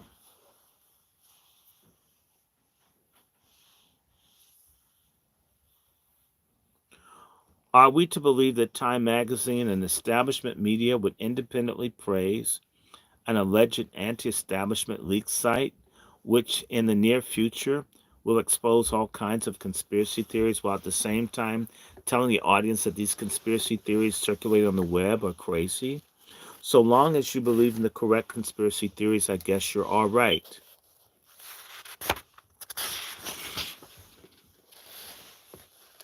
Now read the following from Time magazine. Instead of a couple academic specialists, WikiLeaks will provide a forum for an entire global community to examine any documents relentlessly for credibility, plausibility, veracity, and falsibility. Its organizers write on the site's FAQ page. They will be able to interpret the documents and explain their relevance to the public. If a document is leaked from the Chinese government, the entire Chinese dissenters community can freely scrutinize and discuss it. Does this sound like a public relations propaganda piece written by the boys at Madison Avenue? Sounds like a WikiLeaks how-to guide. Please understand, you are being told what to think and how to interpret the information. Of course, in order to interpret it correctly, you must have the right mindset. But in order to get the unsuspecting public to get into the right mindset, WikiLeaks needed the official blessing of the leading mainstream corporate media publications. Without the public support, this little project would have been doomed to fail before it even got off the ground. Is that why you had Rupert Murdoch's public relations guy on the board of the director of WikiLeaks? Is that the reason Time Magazine and the Washington Post had come out with supportive articles about WikiLeaks before anyone knew about them? Please understand the mainstream news limits your understanding of the world by what it chooses not to report and ignore.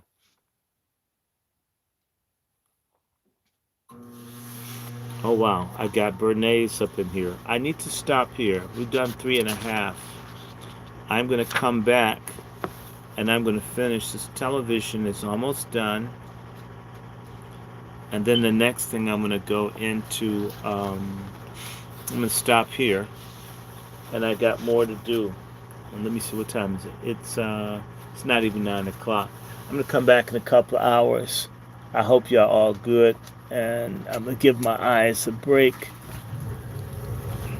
Thanks for hanging out. We're going to do some more. So let me stop here. We're going to do another 3-4 hours a little later. Okay. Let me stop here. Everybody good? Anybody with questions?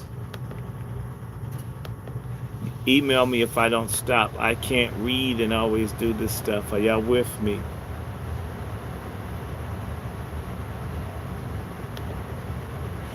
So let me stop here. It's a couple minutes to 9. I'll be back in a little bit.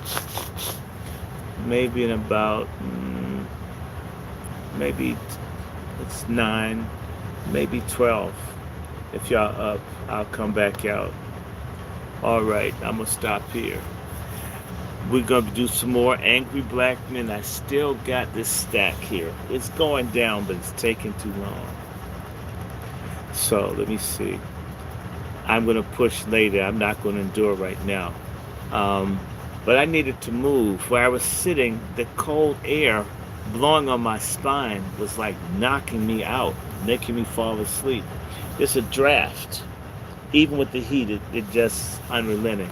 So I was able to continue to do it. So now the strategy is I'm going to record from over here. That way we'll be on time. So let me stop here. Peace, love, and we'll be back together shortly. Bye.